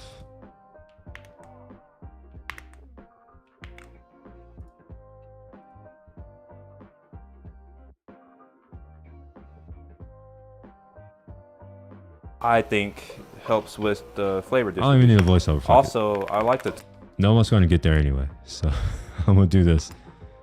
And we'll do a quick little thing. How long is this? 4 seconds. So people will unsubscribe in that 4 seconds, so I'll make it 3 seconds, assuming they get there. A little bit. Beans are coming up to temperature, and just plop it in. Here are the results of the bean, and this is how we're looking. Remember how I was saying that are the results of the bean? Are the results of the bean, and this is how we're looking. Remember how I was saying that these go in when the beans are almost done? Well, there you go. When the beans are for real done, all right, where am I at? I should be under 12. Yes, look at that. I'm under 12. I'm at 11 and a half minutes-ish. All right. I think that this was a good effort. What did I say I was going to do? Do you remember? I said I was going to go and show something. I forgot what it was.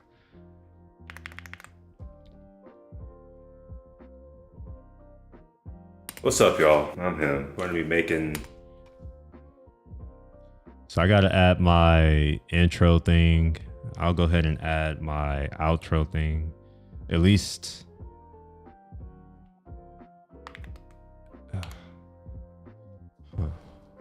At least the fade out. I'll do the fade out at least. I don't think I can do the other stuff yet. I got to go and look at the other projects. Honestly, I need to create a template so I don't have to keep going back and forth to other projects to figure out what I did. It helps with consistency. Yeah, I don't remember either. All right, well, it's not that important. That's how I look at things. We only remember what's important. What's up?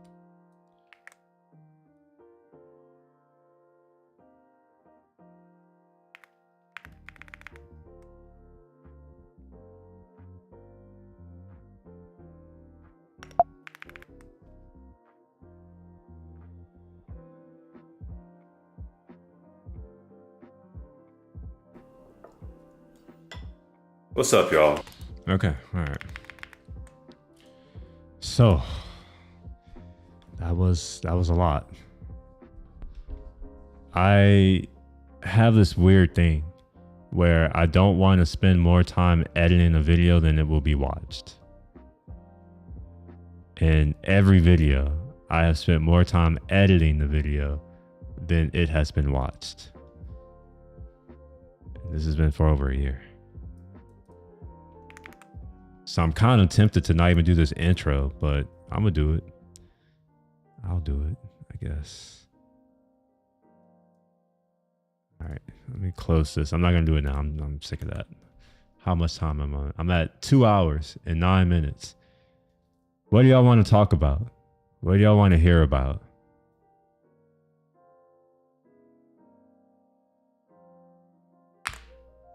You want to just hear silence? I can be silent too. I know some people like to listen to my stuff in the background. I can turn up the music. You can watch me.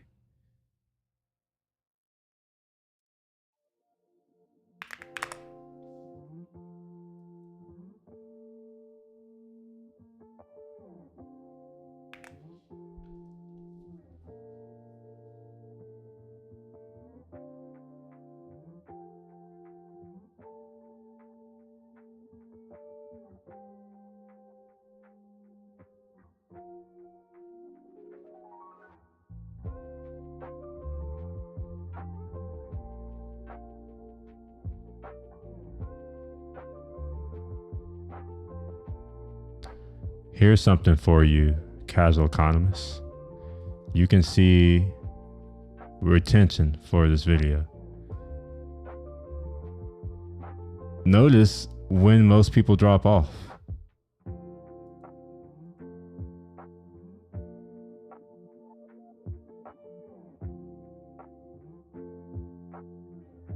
By around 23 seconds or so, 50% of the people have dropped off.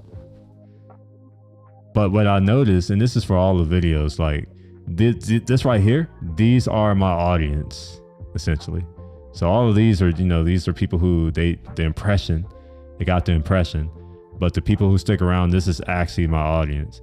And this is important to me because I want to make sure that the people who I bring into my channel, my content, that they want longer form stuff.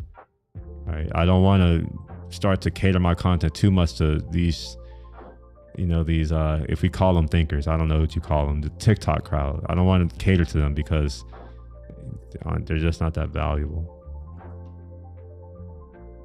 to me. Right? Like my goal is to have people I can chat with and talk to, not to just have people flip through some crap and that's it. Now, I may start doing some hot take opinions.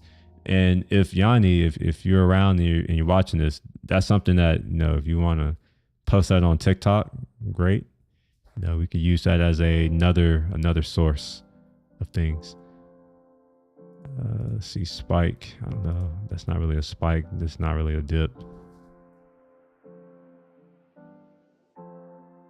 Have I done what?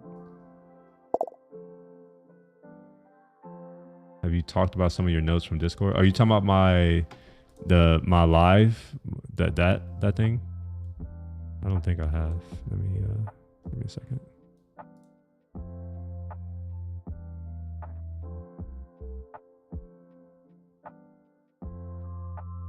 That's what you're talking about, right? The after hours live where I've been dumping a bunch of links and crap so that I don't pollute general. Oh yeah. No, I haven't. I can though. I don't mind. Let me find something.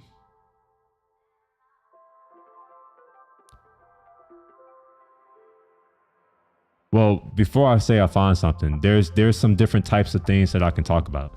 We can talk about, you know, the current situation with relationships and dating, with how that's going.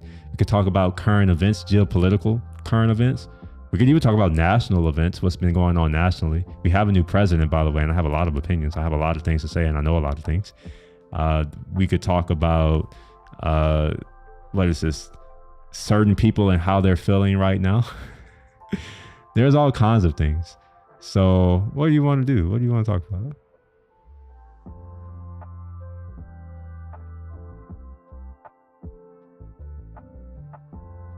Let's I'm gonna go to bricks right quick. We'll look at bricks. Since no one bricks continues to grow. Oh, relationships, my bad. Okay, you did answer. Okay. All right. I'll go to relationships then. For what it's worth, my default is probably always going to be like geopolitical shit because I care about that more. I don't deal with these problems that these people deal with. So it's just like, you're asking yeah, me let's do if this. you've ever. This is fun. I don't know if this is about relationships, but it's interesting. It's drama, and I know people love drama. So let's get into some drama. I get my monitor to be a little bit not crooked. Okay. Turn down some music. And we're gonna turn down my system audio by a lot, by like 9 dB. Okay. Ever worked? Yes, I'm asking you questions. Not to my knowledge. Yeah, well, down to the taco house for a little bit, but that didn't last very long. How many times and for how many years did I come down there crying to you because your son wouldn't let me work or go to school? 0.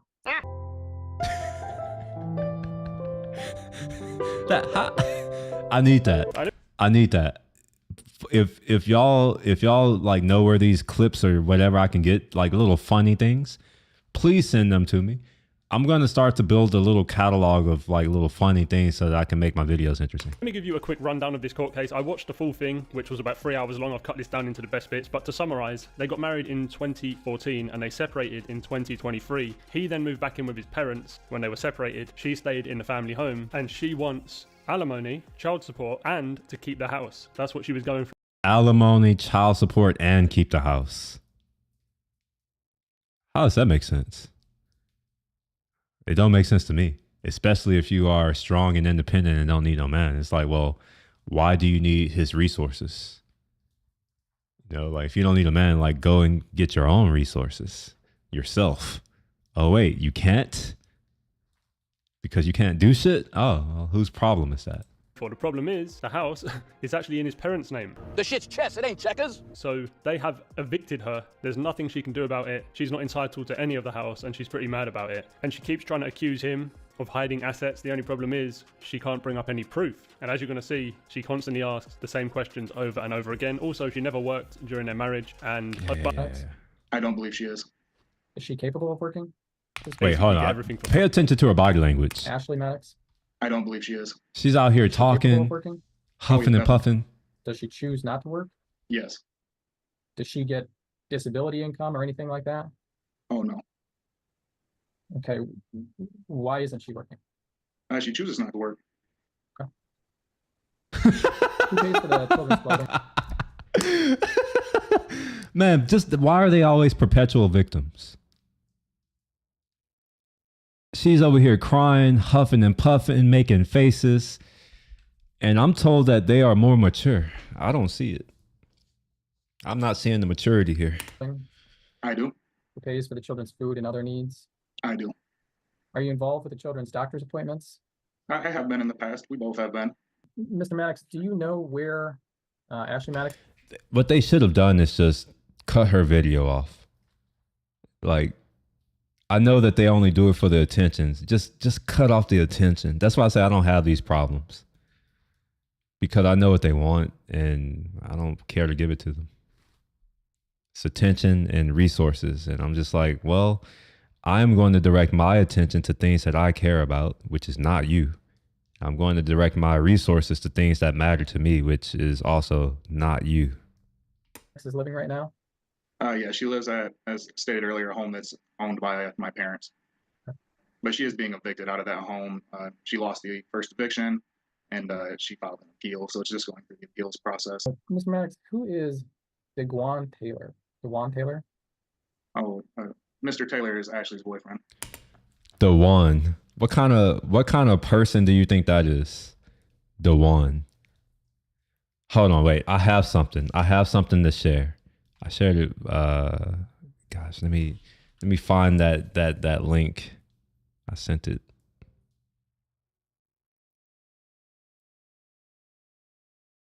Here we go. Yeah. Let me pull it up.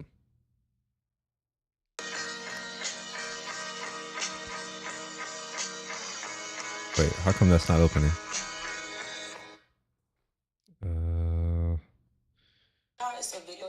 Wait, what? Copy. Okay. We're gonna watch this right quick first.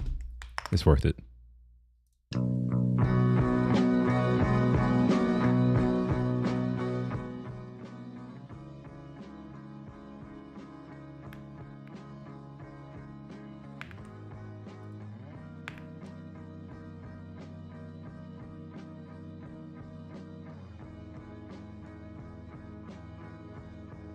Wait for it.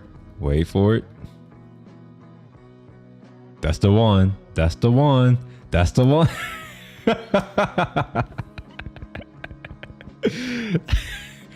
The one.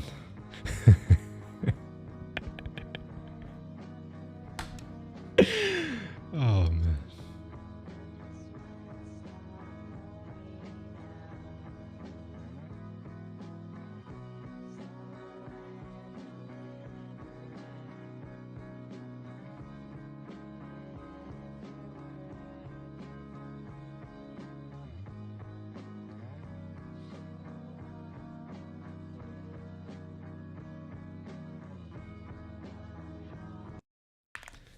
So she's talking about the one, and I'm just like, what type of name is that? The only the ones that I know are like me. But he calls him Mr. Taylor. He's respectful. You know, good for him. Mr. Taylor is Ashley's boyfriend.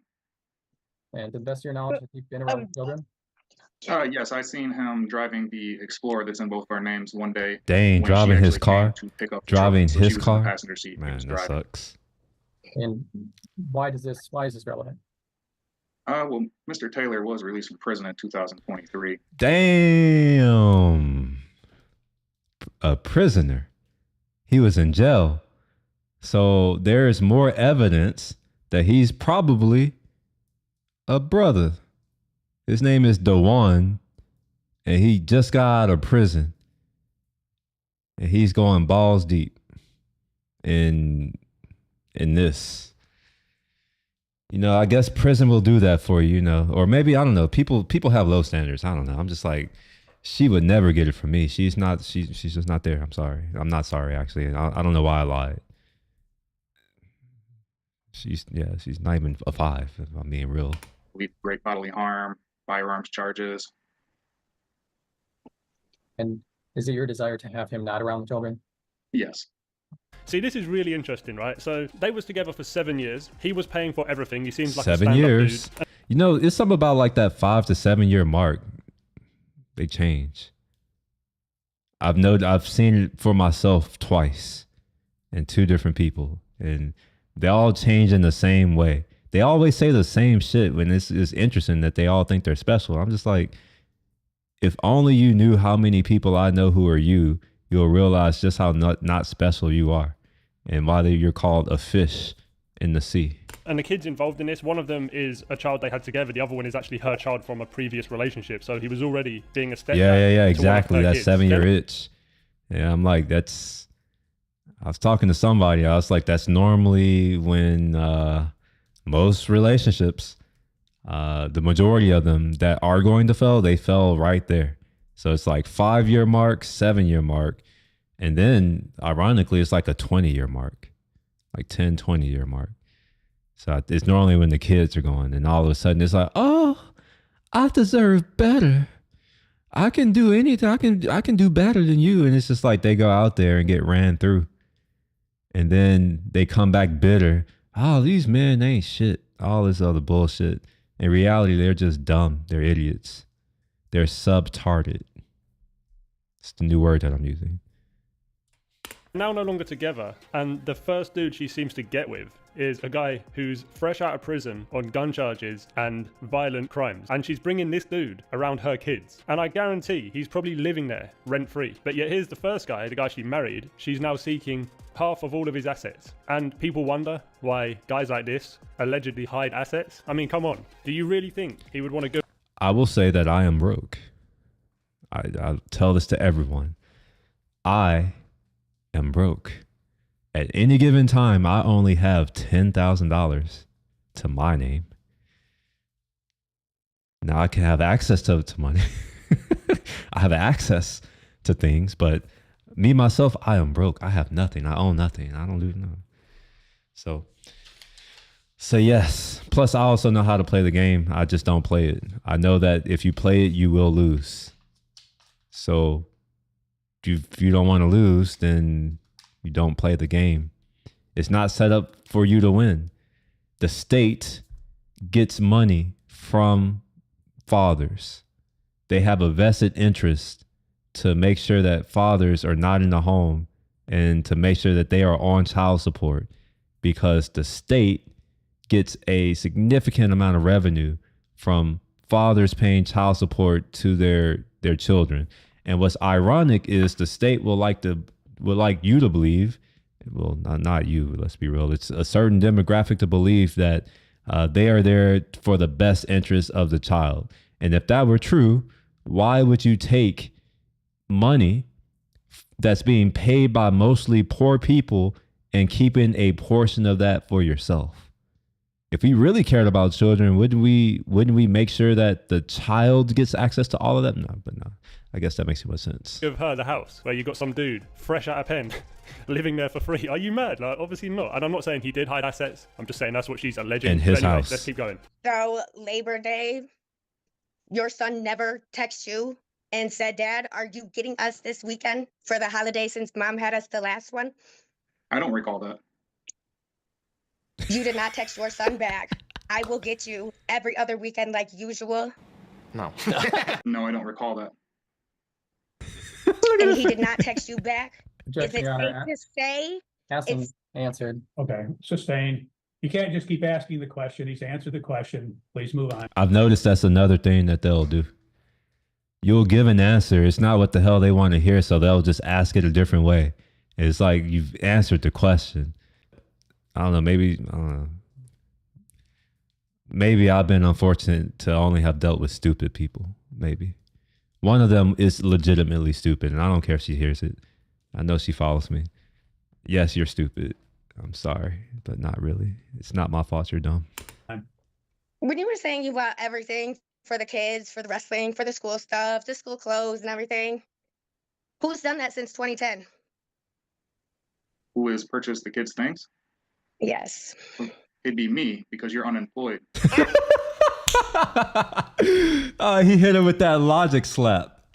He's like, well, actually, I know you think that you don't need anything, but let's be real, you're spending my money, so I have bought everything. And that's the thing that's just like, it just goes over their head, where it's like, you do understand where things are coming from, correct? Everything has a source. You can't just think that money appears out of thin air. Or maybe they don't really think that. Maybe they don't really believe that. Maybe that's what they outwardly project. But I can only go based off of what you say, right? So it almost sounds like she thinks that because she's the one who spent his money, that she's the one who bought everything, like, paid for everything. That's no. How often did you let me work? I don't know how I would stop you from working. You're a grown adult. I'm sure. Yeah, it's like, did he let her and Dwayne smash? I wonder if he had a say in that. And this is what I mean by it's like this perpetual victim. In one sense, they're free and independent and they can do whatever they want. But in another sense, they will weaponize the fact that they are what they are and say, oh, well, like, you don't let me do stuff. It's like, well, which one is it? In reality, it's just them being full of shit. Fatality. How dare you? You know about my health issues? I've never seen any health diagnosis. Victimhood. She's all health issues. It's just from one thing to the Thank next. you. But you were my husband since 2014. Exactly. You had to take care of me? No, I was not prescribed medication. not that I'm aware of. I did not go see doctors. You may have went to the doctors. Lots of people go to the doctors. I don't have a little disorder called POTS. What is she asking? I don't understand her line of questioning. She's trying to imply that he would not allow her to work.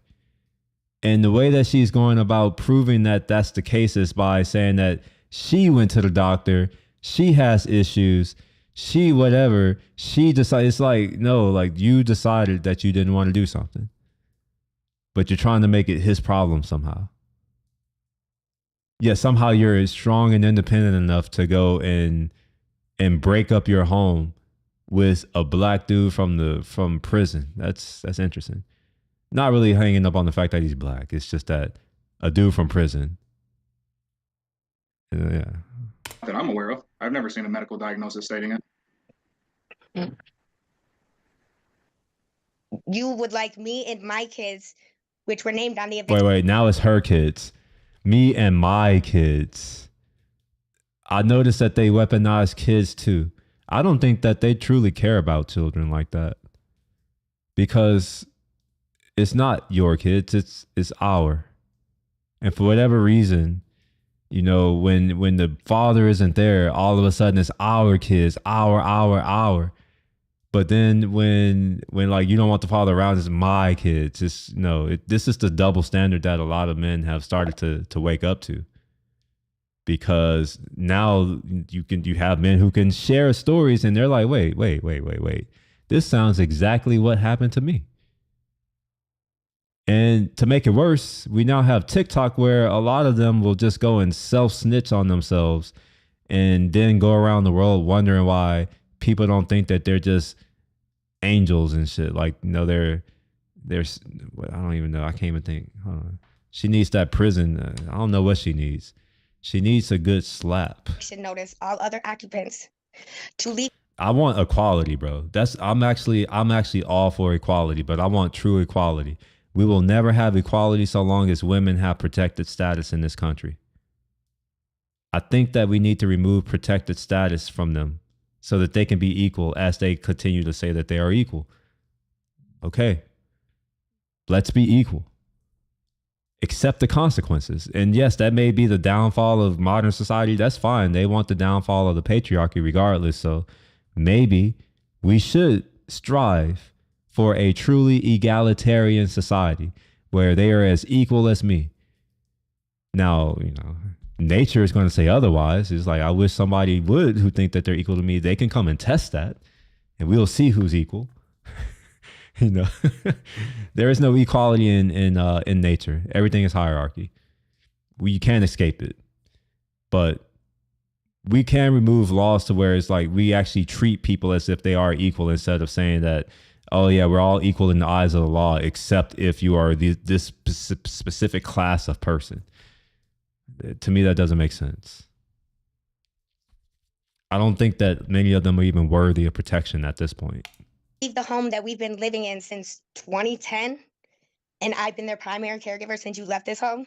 So you can move in here, and you are solely one person.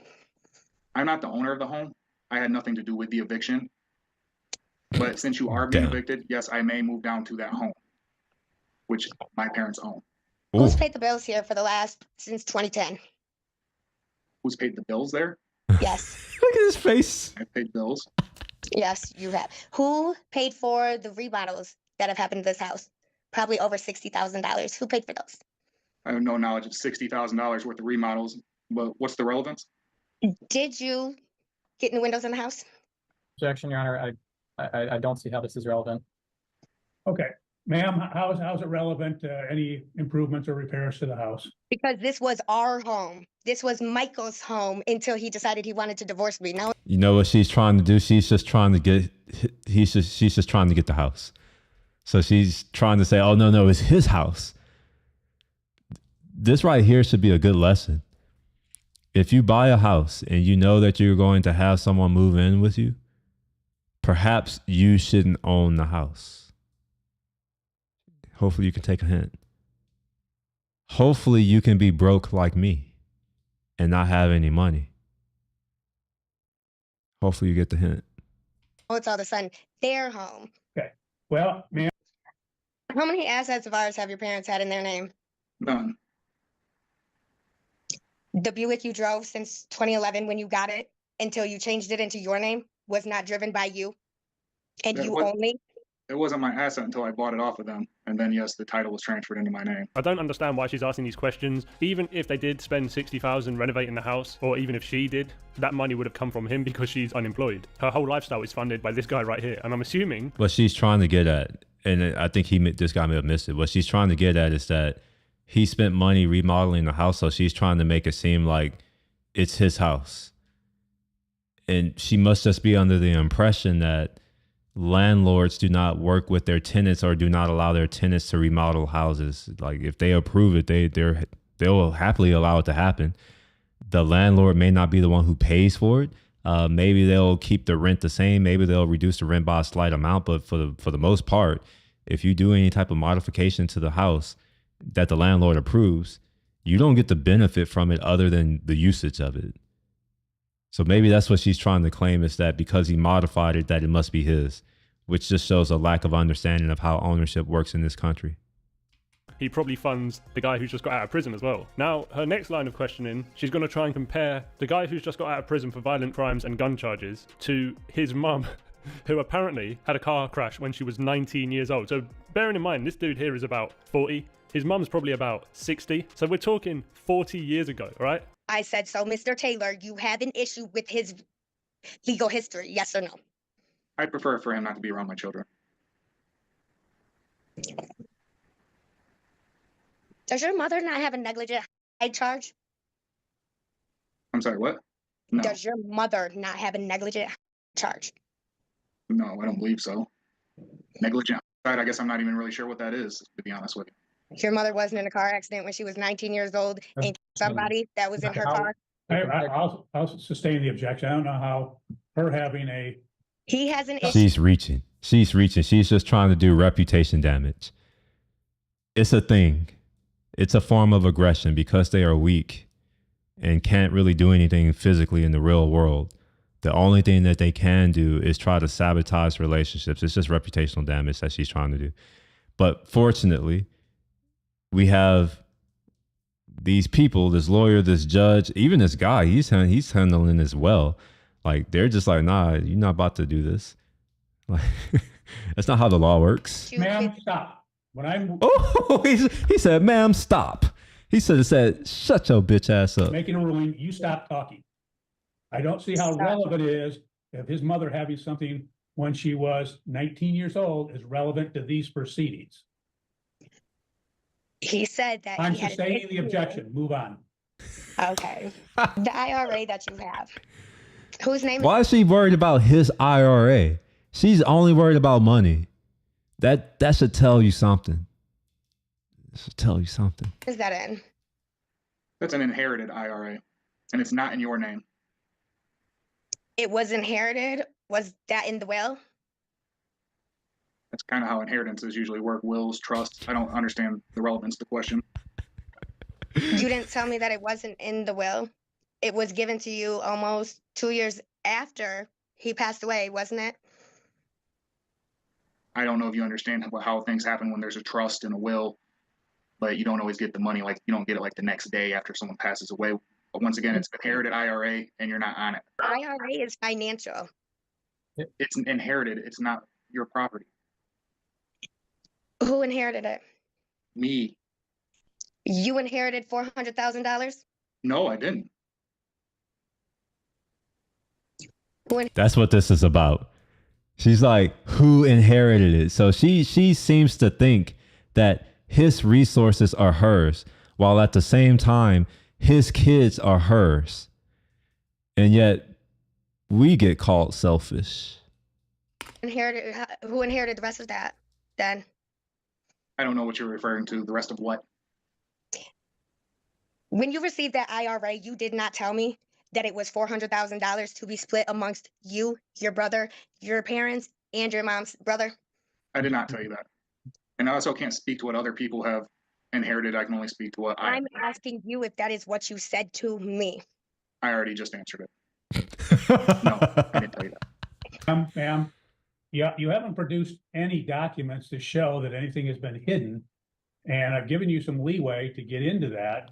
And you simply come back to the same thing, that he's hiding stuff, but you don't have any documentation that he's hiding anything. So unless you can produce anything, you need to go into a different line of questioning.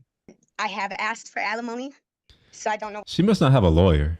She's literally wasting time. She's wasting taxpayer dollars. Why that's not being discussed. He kept me home since 2010. So I do not understand why I would not be getting it.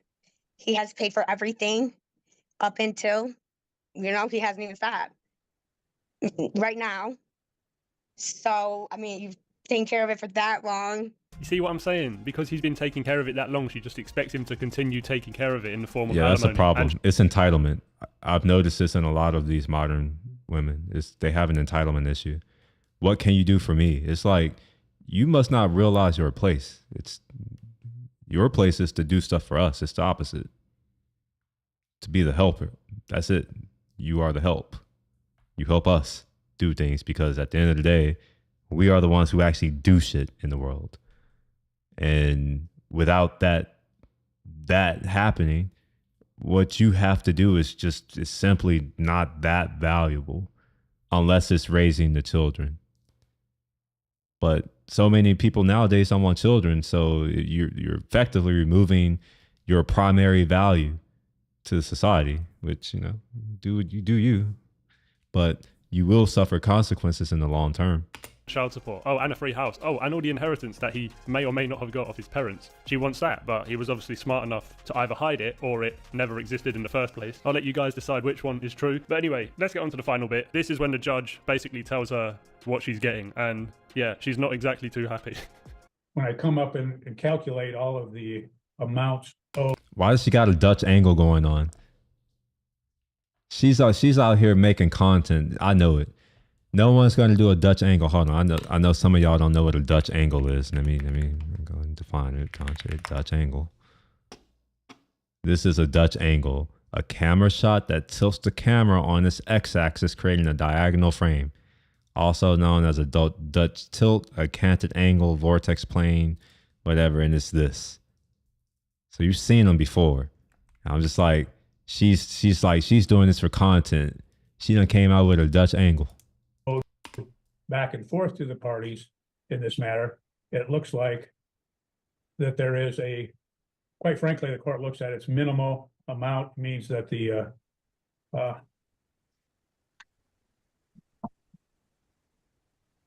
plaintiff would be entitled to receive the sum of $1,304.45 to equalize all of the personal property and the 401k.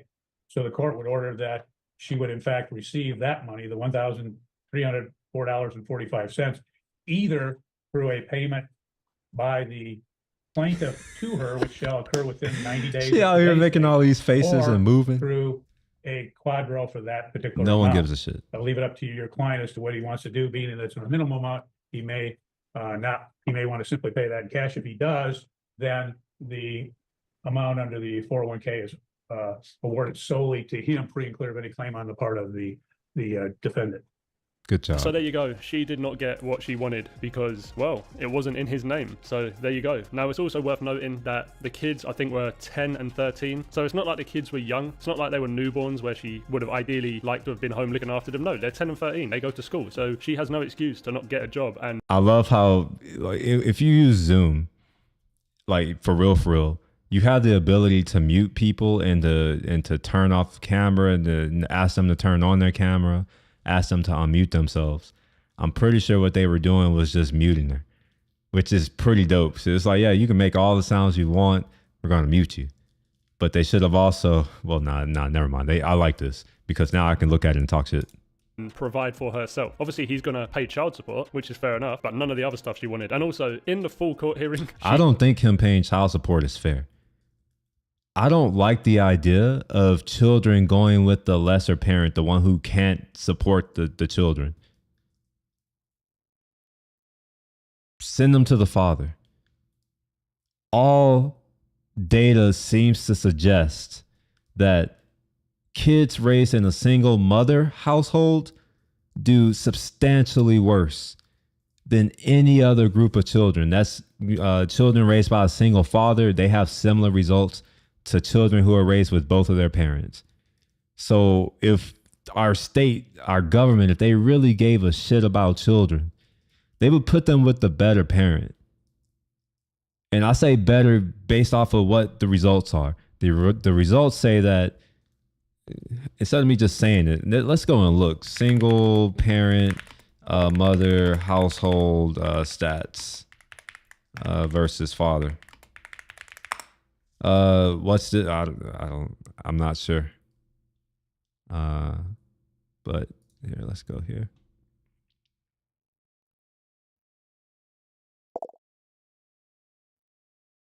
Sure, I'm going to use this Medium. No, I'm not going to use this Medium article. I normally don't use shit like that, but rise of double standards. This is really bright. I hate things like this that don't give any statistics. And what's crazy is that a lot of people, this is what their sources of information is stuff like that. I need stats, actual data. That doesn't matter. Oh, crime. Maybe I should put crime in here.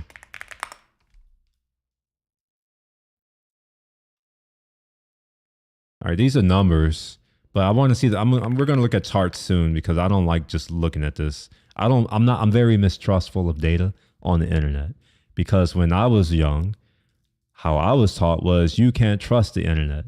So you must do extra due diligence to confirm and verify the facts that are being presented to you. But anyway, let's see. Father absence as a predictor of violence is robust for both male and female violence. Or both. 70% of juveniles in state-operated institutions come from single-parent homes, but I want to know what kind. Most adolescents who enter the justice study juvenile 65. Okay, 75 juvenile delinquents, 66 experienced fatherlessness. That's 2/3. Another way of saying it is that 2/3 of these people didn't have their fathers at home. They were raised by a single mother. 20% had lived with their fathers. So only 20%. And 25% had alcoholism. That's not great. 71% of teachers and 90% of law enforcement officials say like the preventable situation. Okay, I want to go to actual data. That's trash to me. I'm gonna have to link to stuff in my channel because I'm gonna have to look for something that I trust, and then I'm gonna have to go and verify and make sure that these numbers are not BS. Because as I said, I have very low trust in anything that's on the internet. Let's see here. Wait, what are we coming on? I don't know what we're talking about. Single mom homes are the worst. How much was this inheritance? I don't know.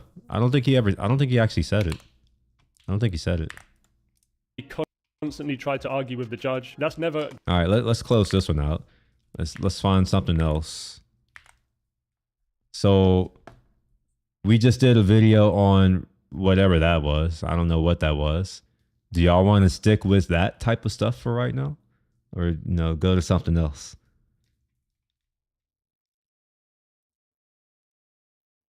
What's your name? I have one. Okay, never mind. I have one. This is going to be fun. What's your name? This is going to be fun, fun, fun, fun. Very fun. Are y'all ready? Are you ready? You had to say yes. You had to tell me you're ready.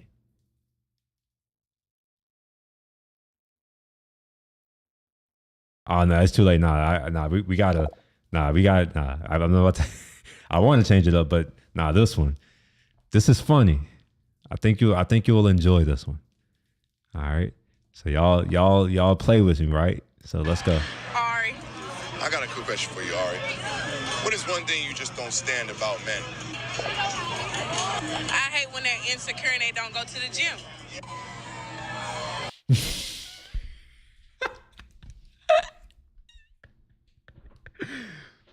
She hates when they're insecure and they don't go to the gym. Okay.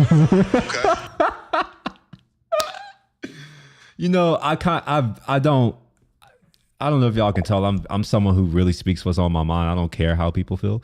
One thing I hate is, especially in like my group, is that we have a lot of men who will just accept this poor behavior and just accept the stupid shit that people say and won't push back. He's just saying, okay, it couldn't be me. It couldn't be me. This is the issue, right? Where men are dealing with women's delusions. Why more and more men are fed up and more men are holding women accountable for their words and actions. This woman is purely delusional. That's what you hate about men? That they don't go to the gym. Man, you gotta share Kevin Samuel clips. If you have some that you want me to do, share them in the channel. Or in that after hours live. It's open to everyone. That's what it's there for, by the way. It's not just for me to dump clips. It's for y'all to dump clips as well. And if y'all want me to talk about something, put a little note there. Be like, oh, yeah, talk about this on the next one, and I will. Gym. It's like you think men shouldn't have the same standards that you have for men. So men should accept you for how you are, but yet you wouldn't accept men for how they are. This is the issue with women. Yeah, that's an issue. Like that's something that I know when I was with my person I was with, I was very much like, however you are, I accept you. Like I don't like, it's fine. Like I'm with you, right? Like I have accepted you for who you are, flaws and all, but I didn't get the same grace. And what's ironic is that I've proposed to two people, right? So the first person I proposed to, she thought in her mind that she can do better than me. If you see where she is right now today and you see where the hell I am, like here I am, I'm jobless and I'm okay. Like I'm broke now. I have access to things to, tie me over, that kind of thing. And it's kind of ironic that, 10, 15 years later, here I am.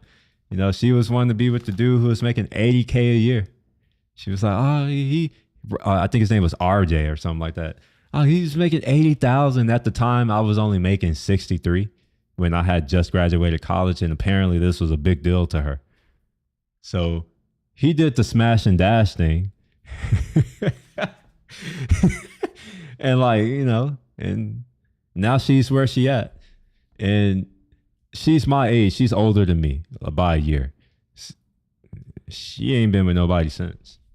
Nobody's checking for her. Not even me. I'm just like, man, honestly, real talk. One of the things that really helped me in my life and like just come to grips with what happened was I saw her 5 years later, and then 10 years later, and now 15 years later. And every time I'm just like, man, I thank God. Oh my gosh. I would have lost attraction. Let's just say that. I'm not feeling her. Women that you have standards for men. Well, Trump? What are we talking about? Trump, what? What will he do?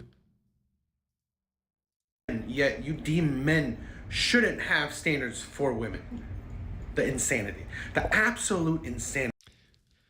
Yeah, when she was in the mental hospital, like she called me every day.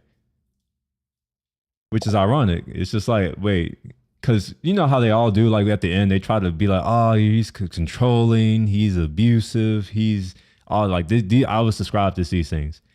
Anyone who knows me will know that that's the exact opposite. Like, I'm the opposite of controlling. It's like, you want to do you, go do you. But you're going to accept the consequence of like, I'm not about to just fall in line. It's like, you go do that, and this is what will happen as a result. So it's like, you do that, I'm not going to accept this. In her mind, I guess I was controlling. I guess. I don't know. Who knows? I think controlling, I now understand that to mean that I have high standards and that they will be met. And if they aren't met, okay. Okay. I understand, you know, what I have, right? I you know, all these ones, they're like, oh, I want a guy who's I'm over 6 feet. I'm fairly tall. I'm 6'4", you know. Oh, I want a guy making six figures. It's okay. I was making six figures and I have access to more. I want a guy with a college degree. Okay, I have that.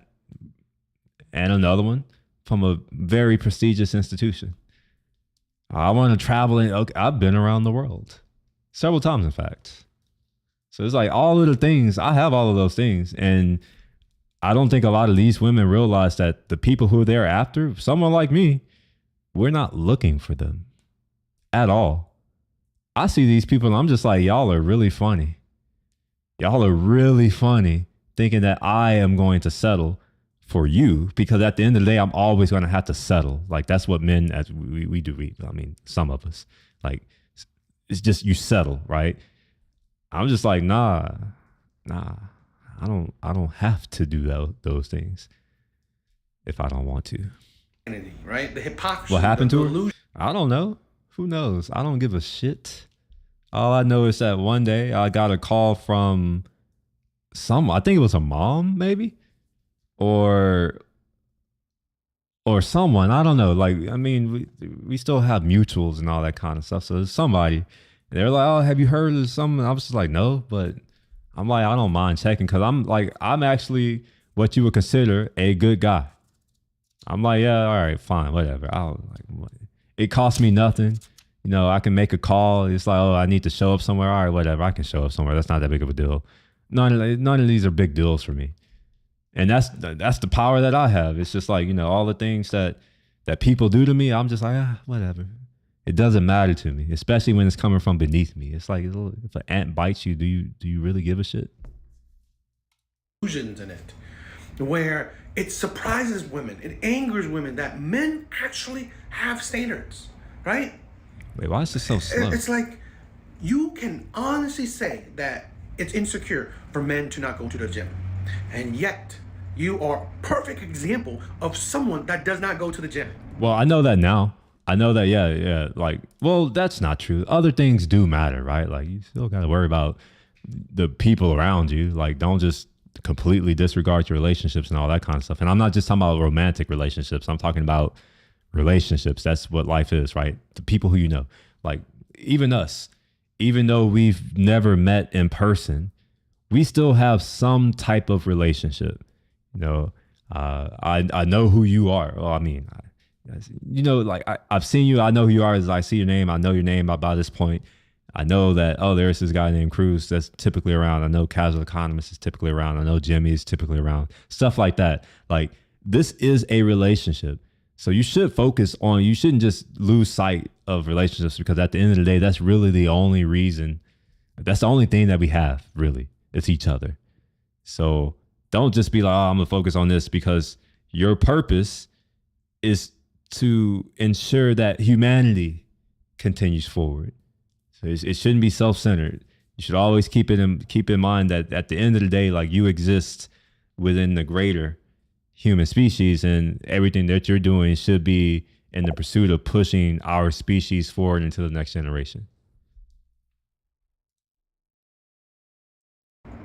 It flabbergasted me where people, women in this cases, right, that they don't actually think about the words they say.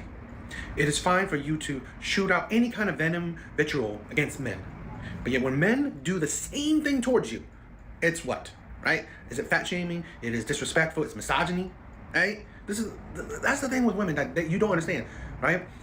Where's the part for men, right? How about his standards? How about what can make him happy? What about his preferences? It is like women sometimes think that, okay, I'm a woman, that's what you get, right? That's all you get. If I'm a woman, that's good enough for you. And it's like women can't understand that. You know what? Why don't you think that if you deserve better, why doesn't the man that you want deserve the best or better? Okay? Why don't you become better? Because if you expect that from men, you expect men to be fit, a gym bro or whatever. No, that's actually interesting that he's saying that, because one of the things that I've often heard them say is, I'm going to work on myself. And when do they ever, like, are they really better? I'm just asking because I've not seen it, but I'm just one person and I'm only 36.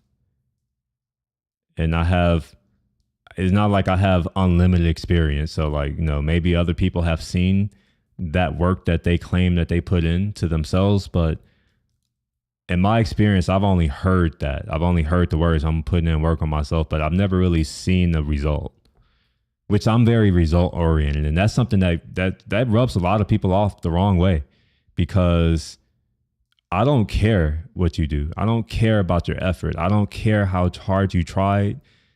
I don't care. I only look at the result. It's okay, you did this. Did it result in this? If the answer is no, then fuck what you did. I don't care. It doesn't matter what you did. It's irrelevant. You may as well have not even done it, because the result will be the same. I know that rubs a lot of people the wrong way, especially people like them, where, they want to be rewarded for trying and effort. And I'm just like, I don't care. You can try as hard as you want. Oh, you did your best? Well, your best wasn't good enough. That's how I am. And honestly, that's how the world is. The world doesn't give a shit about what you tried to do. If you go to HEB and you're trying to pay for your groceries and you're like, oh, well, I really worked really hard. I tried to get paid, so therefore I deserve these groceries. It's like, no, put the shit back and leave. You should become the exact same that you see, right? You should, he gets a fit woman because I want a fit man. Why doesn't? Yeah, I know the whole modern woman trope, but I don't know. Here's why I say I don't know. It's because I know some that don't seem to have that type of behavior. I do know that deep down maybe they all are, but I know some folks who they just seem different. It's kind of like with guys, right? Like, a lot of girls will talk about guys and what they do, and what they're doing is they're talking about a very specific subset of guys. And it's a fallacy where they're assuming that this subset is representative of the whole. And I wonder if the same thing is done on the male side, where a lot of guys, they don't notice the girls who they're not attracted to for the most part. If you are like me and you put most things into like a normal distribution, or you assume that most things are normally distributed as, just as a model, right? Then beauty would also exist on a normal distribution curve, which implies that most people are average 5s. And the farther away from center you get to the right, the less people there are like that. I don't think that there are a lot of 7s or 8s or 9s. Like, those are the ones that guys are after. They're after that. And if you know a little bit about the normal distribution, you know that that's like 33%, who exists within a standard deviation and above. I think it may be 20. I don't know. 23? I'm not going to look it up right now. I don't want to get too off topic. I don't want to get into math and lose y'all. But what I'm trying to say is that I think that men could be falling into that same trap where they're not looking at the girls who are, ones, twos, threes, fours, fives, who wouldn't do these types of things. They're mostly focused on the 7s, 8s, and 9s.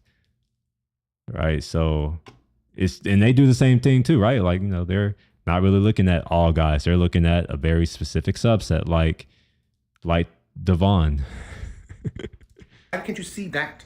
No, it seems like when it comes to equality, it's a lie. Women don't want equality. They want power.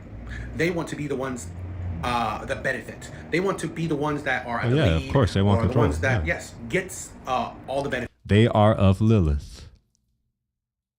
Not all of them are of Eve. If you don't know who Lilith is, I would encourage you. This is only for, if you are a Christian, or not even if you're just a Christian. If you follow one of the Abrahamic religions, like, from Abraham, one of the religions that sprouted from that, there are a lot. They're mostly the big three, but they also branch out from there. I would highly encourage you to go and read the story again and learn about Lilith. I don't think that this is in the King James version of the Bible. You may have to go to the real version of the Bible. But maybe you should know who that is. The religious theory is that, I don't even know if it's theory, it may just be what it says, that Adam's first wife was not Eve. His first wife was equal to him, but she wouldn't submit, even though that's what God told her to do. And she ended up going off with the devils and the demons, or basically in producing demons. So demons are essentially the children of Lilith. But what's crazy is that if you believe in that story, which, it's all, there's no proof, so you can only believe. But if you believe in that story, then that implies that even his second wife, who got created, like, even the gods couldn't control that. God is kicked out of Eden after Adam ate the fruit and not listened. So maybe Adam was a simp. Maybe that was actually the issue. So Lilith realized that he was a simp. I don't know if I'm just saying, I'm talking shit. I'm sorry. You know what? I know people like this kind of stuff, so maybe I won't talk bad about Adam. He's all of our fathers, apparently. While men just take what they can get. What's your biggest turnoff in guys? Probably when they don't work out. Oh, really? Yeah. So what do you guys prefer in a guy? Really rich, really black, at least 6'5". 6'5"? Yeah. Oh. I think black men have made fat women comfortable, because I know some simp men, some simp black men specifically, who they deal with just fat women because they can't give it to anyone else. I am not sorry to say this, but we wouldn't even be in the same room with each other. If she spoke to me, she would get a nod in the back. Like, I would turn around and go somewhere else. Like, look at her. And she has the audacity to say that she won't accept a man who's not in shape. What the? Seriously?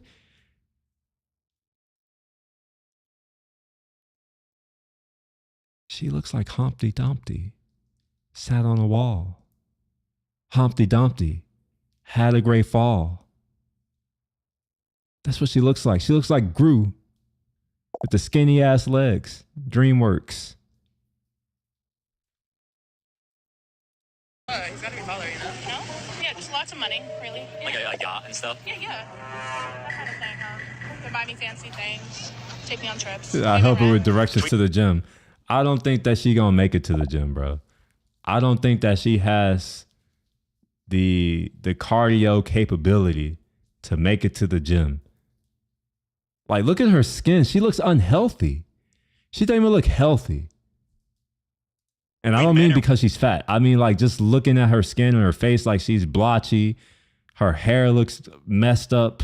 Woman who has a harder life. It looked like she stink. Why? We bleed for a week a month. We're sexualized everywhere we go. She's sexualized. She's sexualized. No one's sexualizing you, man. It's the opposite. I am trying to figure out like how to like get you off my screen quicker. Yeah, absolutely. The parking lot attendant tried to steal me before. Not me. Anyone tried to steal you today? We can. We can. No. Yeah. Oh yeah. So. I got like 20 girlfriends back at the crib. Yeah. What do you do then? I'm okay. The absolute delusion that women like this do not understand reality, that they live in a bubble where they could, if this is not a skit, which who knows, right? That they could honestly say the things that they say is beyond me, right? Because seriously, to want a man that is fit when you're not is insane, okay? To even make that even a thing, right? And to think that people are trying to steal you is insane. Yeah, like real talk. I'm not in shape by any stretch of the imagination, and I'll prove that to you right now. I'm gonna show you the kind of shape that I'm in. It's not great. I'm getting in shape. Don't worry, I'm getting in shape. But not for them. It's for me. I realized that I need to get in shape to speak to something that told me that I had to do something. We'll get into that later in life. Let's come here. We'll go to import, gym. Tom. Wait, what? Okay, maybe I lied. Yeah, I think I'm, oh shit. Oh, fuck. Did I delete footage? Well. Okay, no, okay. Look at that. See the kind of shape I'm in? I'm at. Not great. Not great shape. I'm in like just basic shape. She wouldn't even get my attention. I would look at her and be like, nah, you weigh more than me. That is a hard rule. You cannot weigh more than me. In fact, you should weigh half my weight.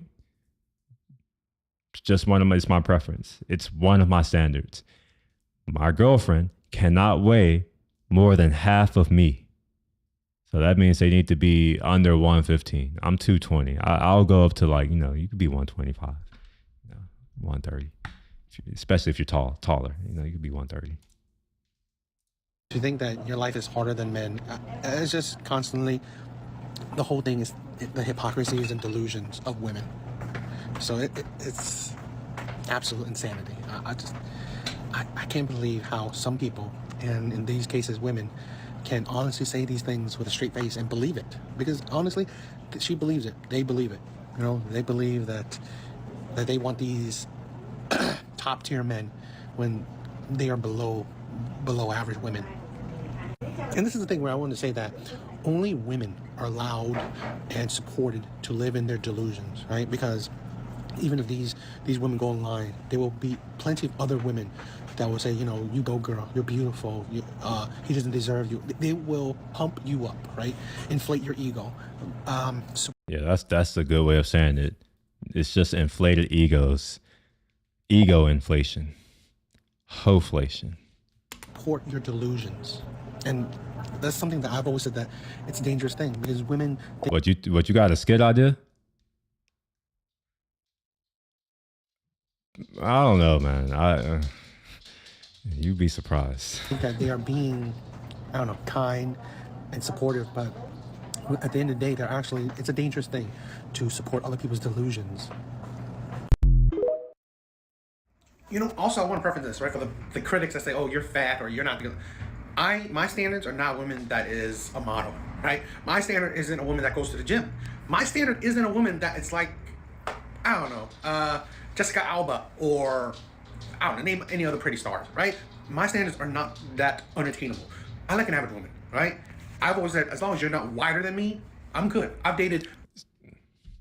I think that's a fair thing. Don't be bigger than me. He's straight up said it. He's like, I know what I look like. So long as you're not wider than me, I'm good.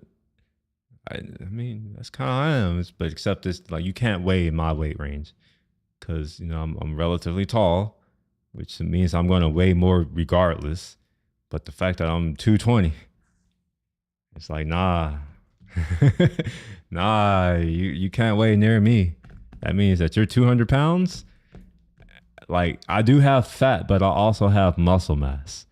So, there's that. And I also have incredibly dense bones. And I'm saying this from what my DEXA scan, what they told me when they said that your bone density is literally 5 standard deviations above the mean. And they said that they had never seen someone with bone density like mine. And then they proceeded to ask if like I was like, did I drink milk or did I was like, I didn't do any of that shit. I don't know. Dead ass. I can go and find the results to prove it, because it shows you like where your bone density in different areas of your body. So it's the average. Obviously, you have different bones and they're going to have different densities. So you got to keep in mind that it's the average. But the DEXA scan, for what it's worth, for those of you who don't know, it shows you where your body fat is, your muscle mass is, as well as your bone density. Here, let me pull it up. So do DEXA scan. So it's one of these things. So it will tell you precisely what, here, I'll read it, yeah. Dual energy X-ray absorption scan measures bone density and composition in the body. So when I was doing my training regimen, I actually have another one I need to do eventually. I did this 5 years ago. But this is how I determine where I am and what I need to work on. Is I will go right down the street, because the clinic is just literally, I can walk across the street to the clinic and get my scan done. And now I know exactly where I am, like what my exact body fat percentage is, where is my body fat. If I have any muscular imbalances on either side, it will show up here. So it's a quick, painless procedure that uses low dose X-rays to help diagnose conditions like osteoporosis. I didn't use it for that. I used it for some training stuff. But yeah, bone thickness or bone density. So mine was apparently 5 standard deviations above the mean, which if you know anything about statistics, anything above 3 sigma is insane. Here, let's see. 3 sigma versus 5 sigma. And then we'll say stats, because I don't want to do any of that business crap. Because there's this thing called 6 sigma, which is literally crap. So in short, a 3 sigma detection event has a 0.3 probability of occurring by chance. All right, that's where we're getting at, right? So that's less than 1%. A 5 sigma event has a 0.00006% probability. So if you multiply that out by, let's just say 10 billion to make my life easier, you just move these over and that'll tell you how many people on earth have that bone density on average. It was, obviously. And here's the rule I was getting at earlier. That I was like, I don't want to bore y'all with math, but I'm going to bore you with math. I don't care anymore. So you see here how, we have this normal distribution, and right here where is mu, I think. This right here is the mean. This is the average. And what this is showing is that the average is going to be on both sides, because obviously you could left and right. Left and right of that average is going to add up to about 6 to 8%. So average people are going to be around here. Now, these are this is where you start getting into like 1 sigma, 2 sigma. So this is 1 sigma, 2 sigma. And this is saying that 13.6% of the population, and if you look at the whole, you can add all of these up to the left to say, all right, well, this many people are here, and then you are in the top 15%. That's what you could look at this as. You just add these two. So that's 15.8%. So if you're over here, you're in that top percentile, so the 85th percentile, if you want to look at it that way. I'm saying the same thing, but just in different ways. Hopefully one of them will catch. You see here we have this mu, I think that's mu, plus 2 sigma. This sigma is the standard deviation, and here's 3 sigma. All right, so once you get into 3 sigma, that's normally when you get into outliers. You throw that stuff out. It's what we do in statistics. We don't want to have them. We throw them out. We throw out outliers. And I can show you that if you really want, if you don't believe me. But if you're a 5 sigma above anything, that's beyond an outlier. Plus size women to very skinny women, right? That's the thing, right? Where I think men Stop drinking coffee. You don't need coffee. Stop drinking it. Drink water. I don't drink coffee. The only thing I'll drink is tea. Different kinds of tea. I have all kinds of different types of tea. But I'm not really sensitive to caffeine. All of my energy comes from within. Like literally, because I used to be an athlete. So I think I just have a high potential to exert energy.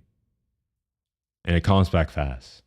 That's one of the things I struggle with my with jump roping, is that my heart rate, for instance, I can get it up once I get it to over 160. I'll talk about this in my video, but once I get up to over 160, it's not that hard for me to get it up to 180.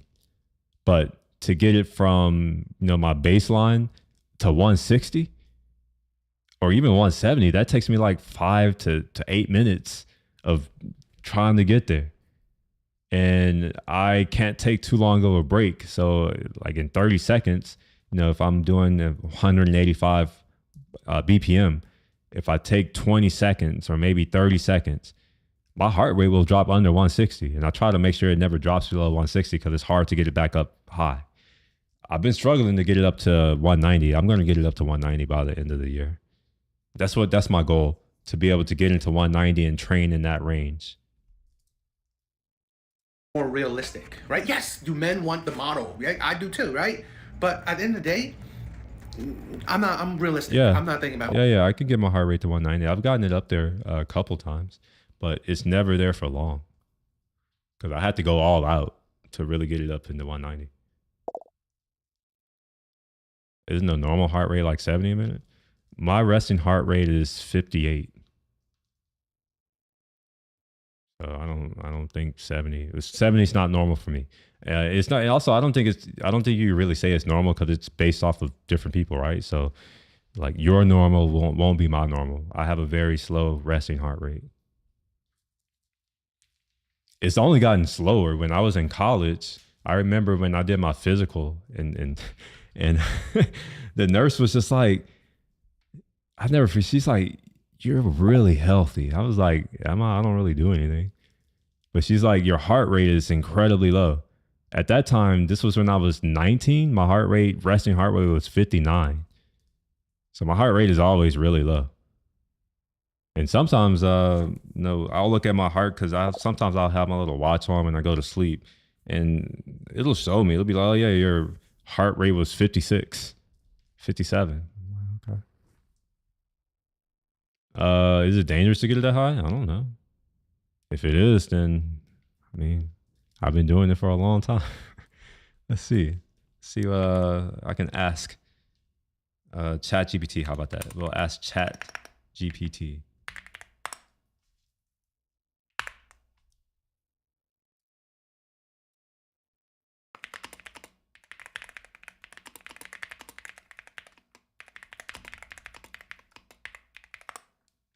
Oh, no, you said 190, right? My bad.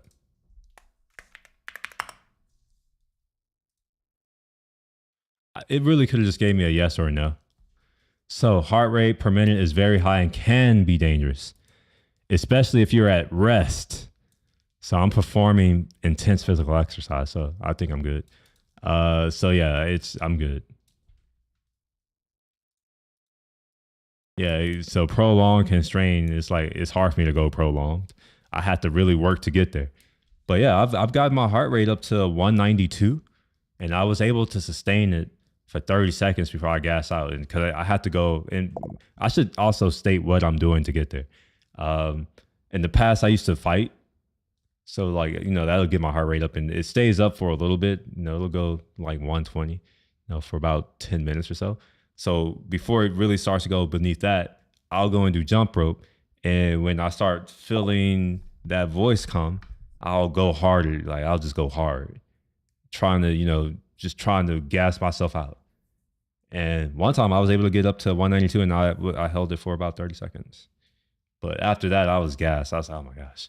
But I want to get to a point where I can get up to like 196 and train within the 185 195 range and do that for up to a minute or two. So that's probably going to take me, honestly, it'll probably take me the rest of this year if things pan out. Jump rope. And I'm going to have a video coming out soon of me jump roping, I guess, or at the gym, rather. Oh, will I get one? No.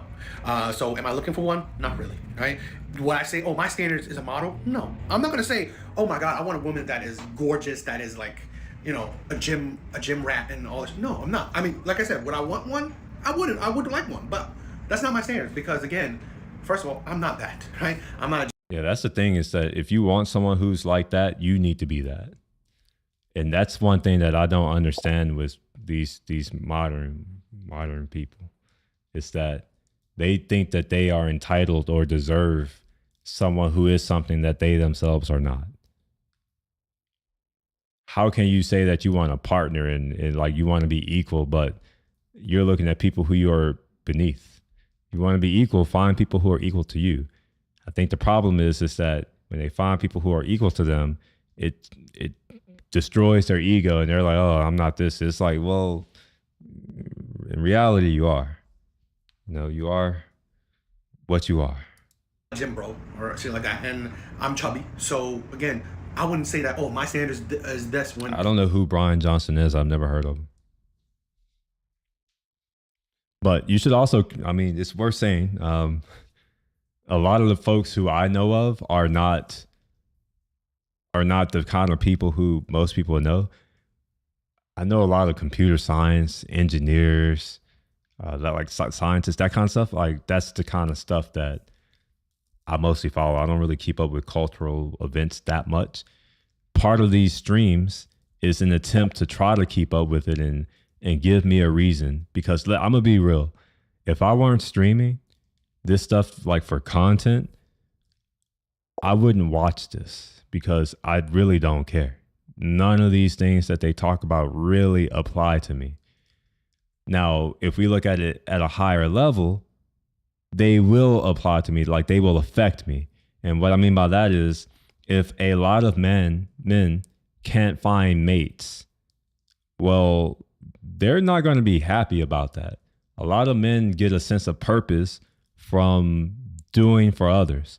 And if they get put into a position where they can't do that, well, they may change the status quo. And normally when the status quo is changed, it's not pleasant. It's typically violent. So I only care about this insofar as this will eventually cause our society to deteriorate. In fact, it's already happening.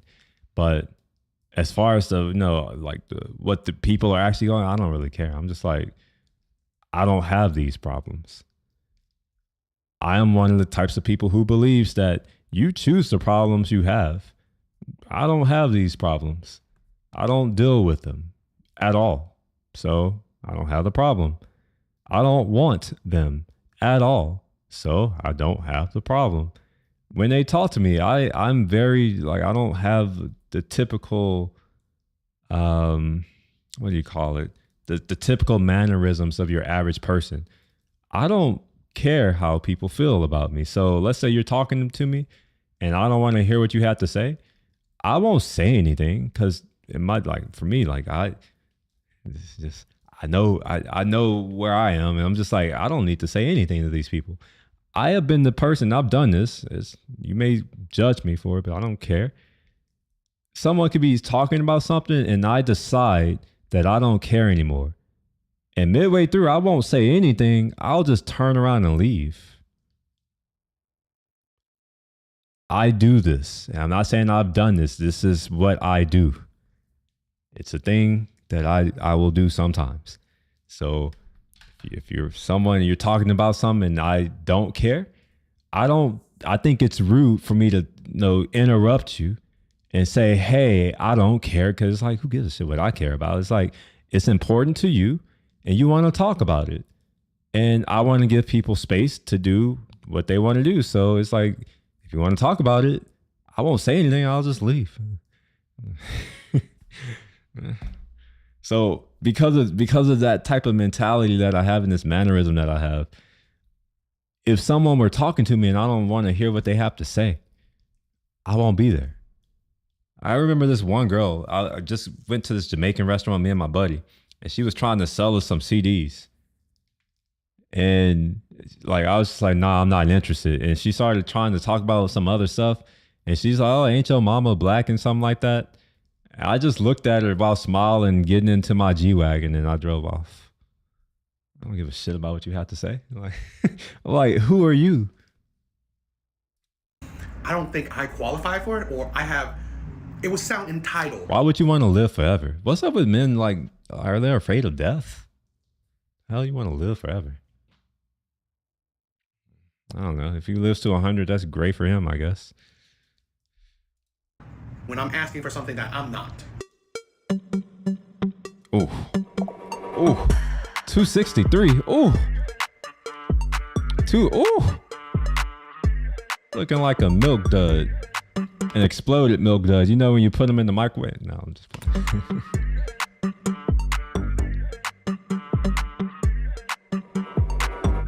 There's no way. That scale's lying. I don't believe that scale. I think this scale is just meant to fuck with people. There's no way that this woman weighs 313 pounds. I know this is funny for content, but like, let's be real. Like, if you are going to have a scale, at least put the real weight. I would say that she's probably no heavier than 200. Just with, even the other girls, the one that was like 260, this is probably 100 pounds more. Actually, I don't know. I don't know. Maybe she actually is 313, but she don't look like she's 313.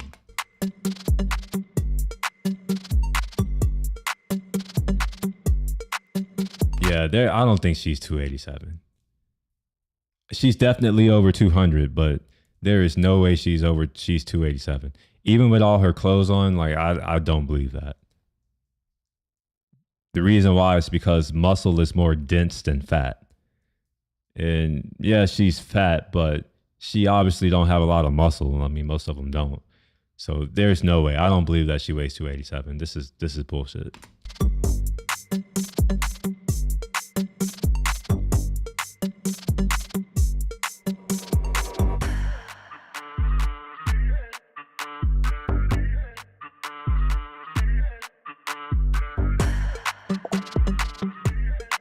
Fear death at 80. Wait, no, at 20, not 80. How old are you now? Why do you fear it at all? Like, my take. I don't have the same mindset on that stuff as most people. So, you know, I'm like, I'm good to go whenever I go.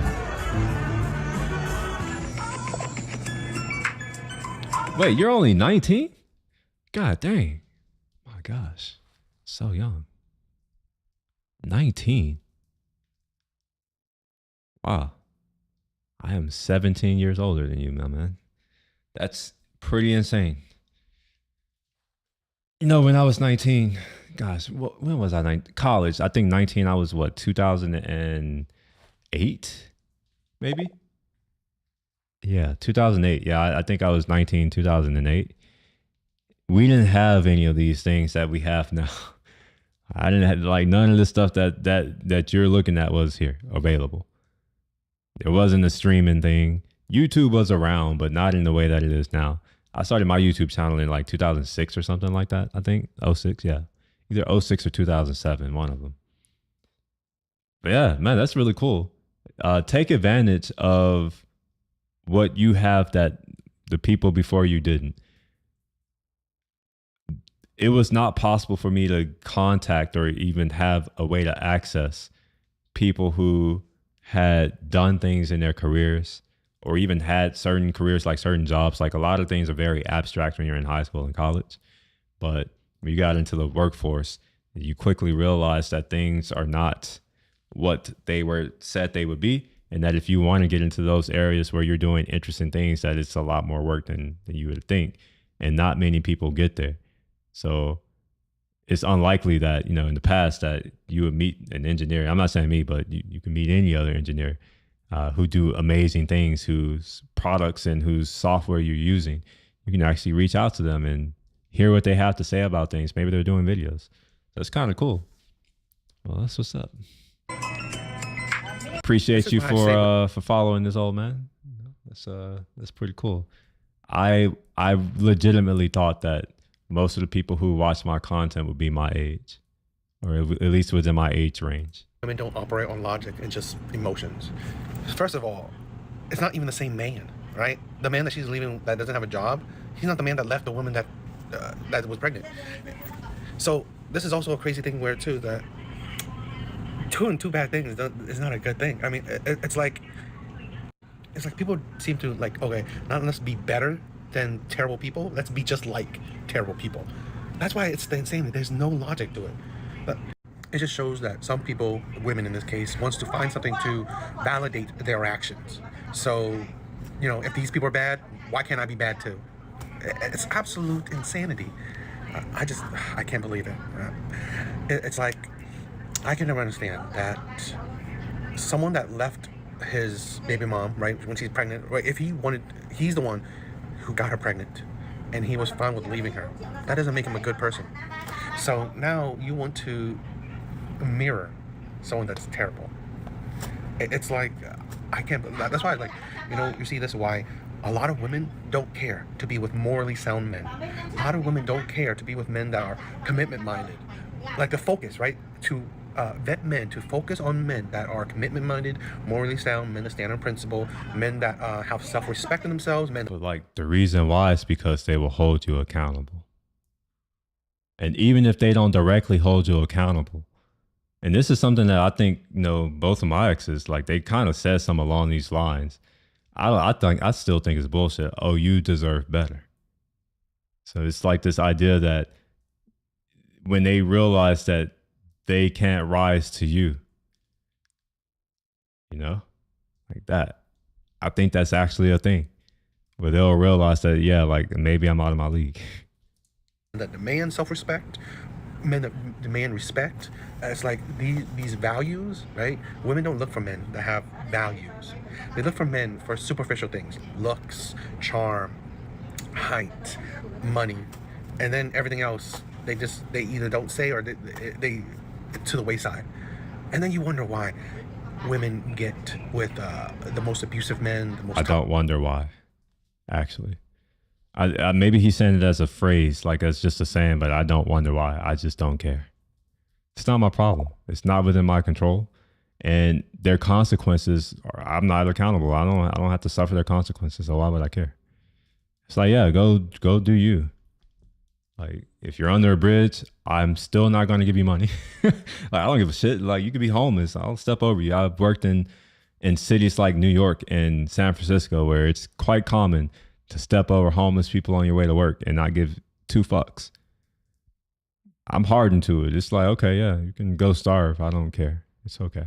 I'll be okay. That's the only thing I'm worried about is me. Toxic men, the cheaters, the liars, you know, the bad boys, the players. It's just, these things are just. Oh, she cheated? I suspect that one of mine cheated on me. I suspect. I don't know. But I suspect. But yeah, it's like what's interesting is that they may do certain things and then they may realize later on that they made a big mistake. And for whatever reason, they think that they can just waltz right back in. And it's just like, nah, don't work that way. Absolutely insane. And for any woman to get on and say, oh yeah, this is that I will leave a man because he lost his job because other men have left. I wonder if there's a site for adulterers. And if not, maybe one should be made where it's like you just say who it is who's cheated on you. And maybe there's some type of analysis that happens where, you know, in the future, if a man's talking about vetting someone, because all these men are talking about you got to vet them, well, put their name in this thing and see if they've ever done any of that type of thing. I know they will try to be like, oh, we can't have this, but it's like, I think we're getting to a society that doesn't give a shit about what they want anymore. That's what it seems like. Left women because they were pregnant, just to validate and for what it's worth, I'm not saying this is a good thing. It's dangerous, but you know, it is what it is. Again, I can't control it, so therefore I don't care. So if things go south for them, well, I tried to talk to certain people and be like, oh, you should talk to these other people, and but if that doesn't happen, it's not my problem to deal with. Your actions is insane. Okay? Terrible men, but you just want to be a terrible woman. Absolute insanity. I'm never a girlfriend. I'm either like engaged to be married or he's my friend. Like, I don't do the girl. I think that's just a game. She sounds single. She's like, I don't do this, I don't do that. It's like, well, you do because you're single. Of course you don't do anything. That's why you're single. It's not a real title for me. So we're either getting to this point of marriage or we're just friends. Girlfriend? Yes. So it's not I'm your girl. It's like y'all are building and then it's like proposal. Correct. But that takes a very confident woman. A woman who's not afraid to say, that man is not talking to me anymore. I haven't heard from him. Wow. What the hell? I don't understand this. I'm sorry. One thing with certain people who are, they're smart in certain ways. That's what I'm going to say. I'm smart in certain ways. I do not have the intelligence to understand where she's coming from. It just doesn't compute in my mind. I do understand that, not everybody has this. I don't know. It's not even a mindset. It's just, I don't know. I don't understand what she's talking about. And I don't know what happened to him. I mean, it doesn't matter what she is. It's just like what she's saying doesn't make sense. It's stupid. I don't really care about her looks. Like, in my mind, they all get old. It's not just in my mind. That's just a reality. So I don't really care what they look like now because, as I said in the past, when you see them 10 years from now, it's like, oh, you realize that don't worry about what they look like. That's the wrong thing to focus on, because at the end of the day, they will all look very different from when they're in their 20s. 20s versus 30s, there's a huge difference. A huge difference. Like to say that. So they try to hold on to whoever they have as long as they can. I don't mind saying it is. And then you wonder why, right? Women like this are forever played, forever used, forever lied to. Because let's not lie, these friendship parts, she's still having sex with these men. She's still giving her body to these men. So you gotta think, no duh, that these men just say, okay, why? I don't have to commit to you. I can still have sex with you. So you wonder why a lot of men, especially the men that these women, right? The type of men that these women go for. These men that have in high demand, have options, right? These men that women want. And then these women that just give them friendship. It's like either. So he's right. It's he's right for certain folks. Although he's wrong for others. I have standards in myself. There's just certain folks where I'm just like, I would never. And because I don't drink and I don't really do any types of drugs, I really mean that. There is no way that I would fall into that. So they're, he's saying, like these people, they can just pick and choose, and he's right, but I wouldn't even get with someone who is not of a certain caliber. And that implies that I'm not about to be playing those types of games with them. Right? I don't believe in that. I don't think that's a good thing to do. Just because you can doesn't mean you should. Yes, you can go and just do pump and dump and all that kind of stuff, but that does affect her and how she feels, which in turn is going to affect other men and how they feel. And it's a perpetual cycle. So it's best to just treat everyone with respect and courtesy, dignity. Don't do shit like that. But again, it's not my problem. If people want to do it, hey, go for it. I don't really give a shit. My standard is simple, feminine, beautiful, intelligent. Those don't really mean anything. Like feminine, that doesn't really mean anything. Beautiful also doesn't really mean anything because it's in the eye of the beholder. It's subjective. Intelligent, it's like, well, what does that mean, really? Really, like seriously. When we talk about intelligent, are you talking about, if you look on the IQ distribution curve, is intelligent someone who's a standard deviation above the mean? Or is it someone who's 2 or 3 or 4? Like, you got to precisely define what does intelligent mean. I don't think that someone being intelligent is all that important, especially for a female. It's like, it doesn't matter. Like, is she going to use it to do anything meaningful in your life? If so, then yeah, sure, right? Like, if you're doing something where you're trying to build something and you need someone who can do a lot of things and learn things quickly, then yes, intelligence is key. If you are someone who likes to have intellectual conversations, or you like to express your ideas in certain types of ways, like to their completion, all that kind of stuff, like thoroughly, all that, then yes, maybe. But in reality, just having someone who treats you nice and who's respectful, it should be good enough. Someone who doesn't believe Trump is Hitler would be cool. Well, people believe what they're told, unfortunately. But maybe he is. Maybe he is Hitler. I don't know. In my opinion, the fact that one person is named Trump and the other one is named, not one person is named Donald and the other person's name is Adolf. One person has a different hair color than the other person. One person is bigger than the other. They look different. Not the same person. Of course, he's not Hitler. He doesn't behave like Hitler in any way. I mean, if you know the history of these things, but most people don't know history. So you got to keep that in mind. You got to give people grace. Most people are ignorant and they are stupid.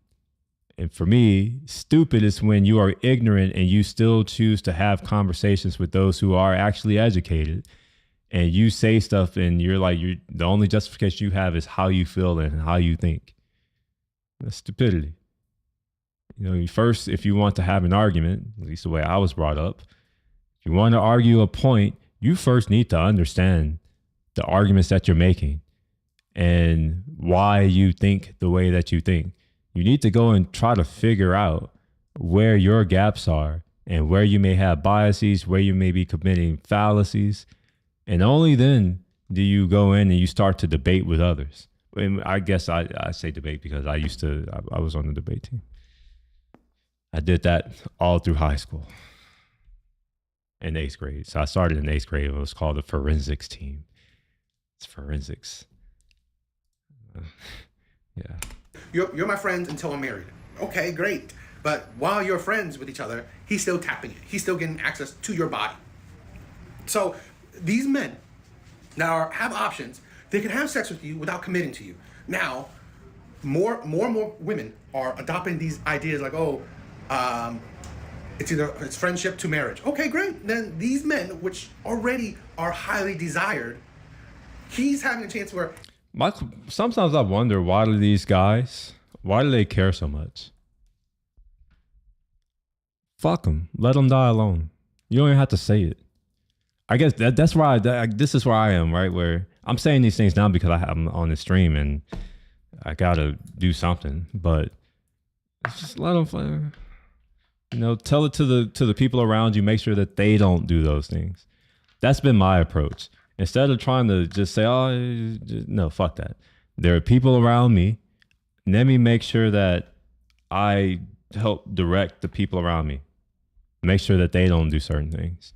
And my only hope is that they pay that forward by doing that with other people. So I'm trying to take advantage of something called the network effect, which is much more powerful than, just asking why people are doing something and trying to solve their problems when they didn't ask you. J. Cole said it. They don't want to be saved. That simple. Fuck them. Let them do what they want to do. With many women, right? Fill up his lonely times with many women without committing to any of them. That's the thing, right? So this is the thing with a lot of women. They don't understand. They are their own enemy. They are the ones who are. I want to generalize the statement. He said that a lot of women, they are their own enemy. Let's generalize. He's half right. If you want to be fully right, everyone is their own worst enemy. Most people get in their own way. So it's not just women. This goes both ways. Are destroying the dating market for themselves and for average men, for men that are not the top of the litter, who are not the top tier men, the men that don't have like the crazy amount of options, where women would willingly do this for them, right? Be friends with you, give you your body, give him give you their bodies, right? Because again, I doubt it that these women are friends with all these men and yet don't give them their bodies, because then how would men even know, right? How would these men with options, high value men, even know that they would even want to be with you, right? Because none of these men would give these women time if they at least not even getting their bodies. So really, let's not lie about that. So to a certain degree, he's right. To a certain degree. 99%, yeah, he's right. But that's not always the case. You know, some people don't care. They're not after that. So these women are definitely giving these men their bodies, and you don't have to commit to them. You don't. That's insane. And this is the craziness, right? Women will then listen to stuff like this, and some women will actually adopt ideology like this, and then they will implement it into their lives and rinse and repeat. That's why the dating market sucks for a lot of people. Because for one, dating is a relatively new social concept. Dating didn't exist a century ago. This is a new thing. This is modern. Sociologically, we don't really know what dating is supposed to look like. And when we replaced arranged marriages with this idea of love, and that, you know, people can, I guess, just fall in love, and that's the reason why they get married, like, and they date, like, this is a problem. I don't think people should date. This idea that you're supposed to go around and sleep with random people, you get to know a few people and you just go sleep with them, and then you go and do that with more and more people. How do you get to a point to where you can build a long-lasting relationship built on trust, where you have loyalty and all? Like, you can't do that with dating. Dating is literally, in my opinion, people could look at it as like, oh, I'm finding my person. The way I look at it is, you are training to leave your person. If you've ever dated people, then you've gotten used to leaving someone or having them leave you.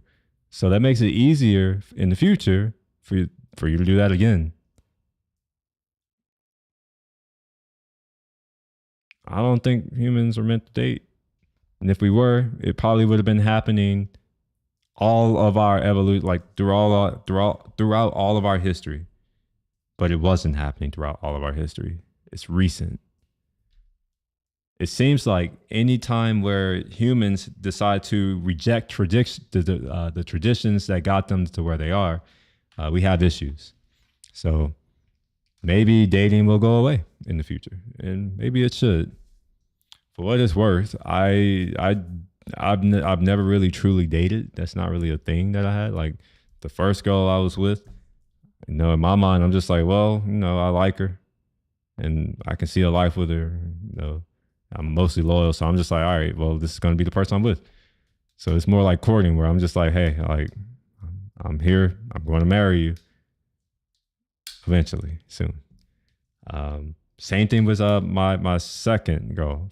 Like, it wasn't me going off dating. Like, you know, I had a split, and I wasn't like, oh, let me go off. No, it wasn't that. It was just like, I am not going to deal with anyone until someone who is worse, like, I think I would want to marry. So for me, the getting to know, do we do things in the same areas? For instance, school or work, not work, but it's like, are you in the places where I am already, where I will meet you and get to learn about you naturally? Because I'm gonna be real, I'm not willing to go out of my way to get to know anyone who isn't going to help me in any way. I'm just being real. I'm old enough to now just say, fuck it, I don't care. If you're not going to help me get to where I'm trying to go, I don't have time for you. We only have 24 hours in a day, and I've realized how valuable my time is, even if other people don't. Dating is a form of entertainment. What you're describing is courting.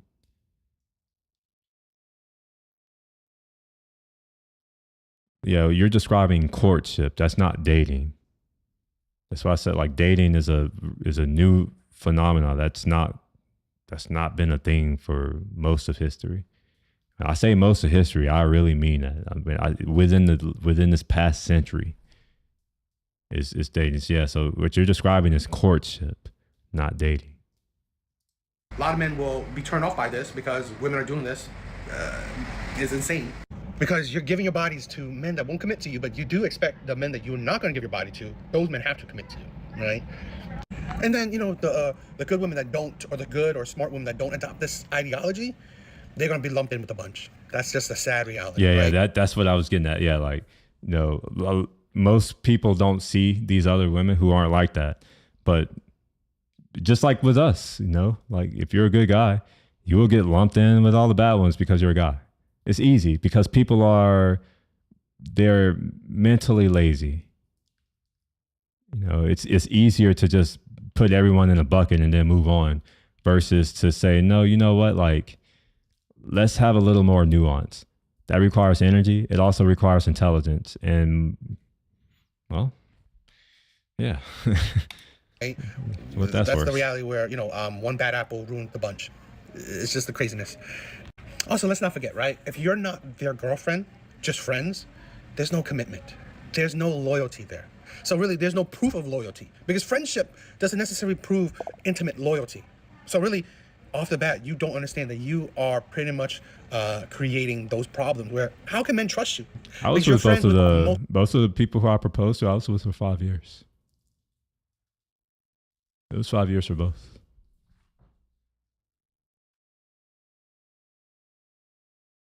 Multiple men.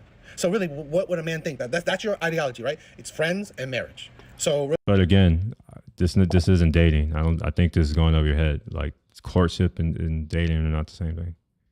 Dating is a form of entertainment. That's when you're going out to meet people. That's the sociological definition of the word. And I learned it from college, right? I'm not going off of what I think it is. I'm going off of textbook definition for what sociologists call dating. There's a distinct difference between dating and courtship. One is a form of entertainment that you do to meet people, and it's generally rooted in having fun. I'm saying having fun to not say all the other things. So it's rooted in having fun. It can turn into courtship, but oftentimes that is not the purpose of dating. Which is why I say I don't think that humans are meant to date. Words have meaning. That's what I'm trying to say. Like I like to be somewhat precise in my words, even though I don't pronounce them properly at times. For what it's worth, I can enunciate. I just don't. I choose not to. What I found is that when I talk a certain way, it can alienate certain people because they do not talk in that way. So I talk in a way that I grew up speaking with the people around me. And I can show you the school that I went to. Really, I even went, honestly, I did a video where I drove by my school, which is in junior high or middle school, whatever it is.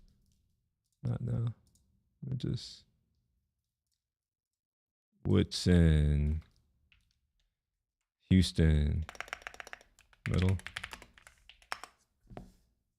All right, so this give you an idea of the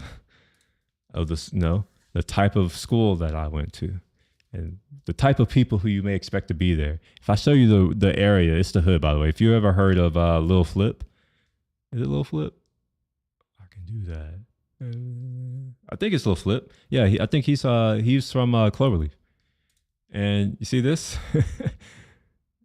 Huh? Yeah, we had fights all the time here. It's like we had cops. Like we had literal cops with guns on campus, and this is a middle school. So all that to say is that I learned how to talk to different types of people because I grew up in this environment, but I also had people who weren't in this environment who I would be around. And I also had people who were like highly educated, like professor type people who I was around. So I got really good at speaking the way the people who I'm around speak. So let's say that we ended up doing a live stream and you hopped on camera or something, and I noticed that you speak a certain way. I may also speak that certain way if it's if it's one of the ways that I grew up speaking. Now, there are certain ways that I just can't imitate because I don't have it. I didn't grow up that way. But yeah, I tend to. I just did it. I tend to. Could have said I tend to, but I tend to do stuff this way because I feel like it's more approachable. You know, I don't want y'all to feel like I'm over here. I just do everything well. I don't. Were you guys living together for those 5 years? Not all of those 5 years. The first year, she was still in college and I had just graduated. So I had my own place and she was living at her own place as well. The only thing I did was every day I would drive on my way to work. I would go pick her up and drop her off at school and go to work. And after work, I would pick her up from school and then drop her off at her house. And I'll go to my house and get ready to go to the gym.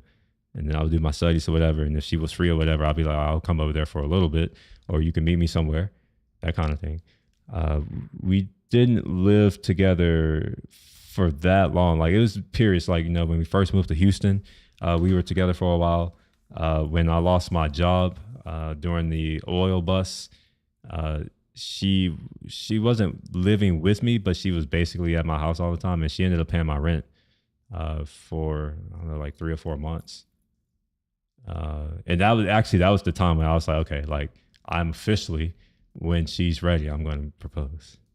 But it was always like when she's ready. I'm like, I'm not about to just do stuff because, you know, I got to figure out a way to talk to her dad and her dad is in another country, that kind of stuff. I wasn't financially where I am now today, which is broke. I'm broke.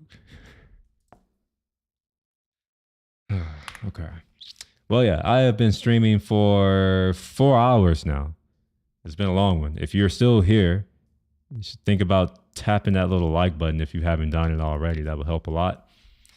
I will most likely be around maybe, I don't know. I'll be around later today. And I mean today, it's Saturday now. But it'll probably be at night because I have some stuff that I got to do. You know, so even though I don't have the job anymore, I still, like, somehow I'm still busy, which is interesting. But yeah, hopefully you enjoyed the stream. Videos will be coming out fairly soon, and you'll see me in the future. Peace.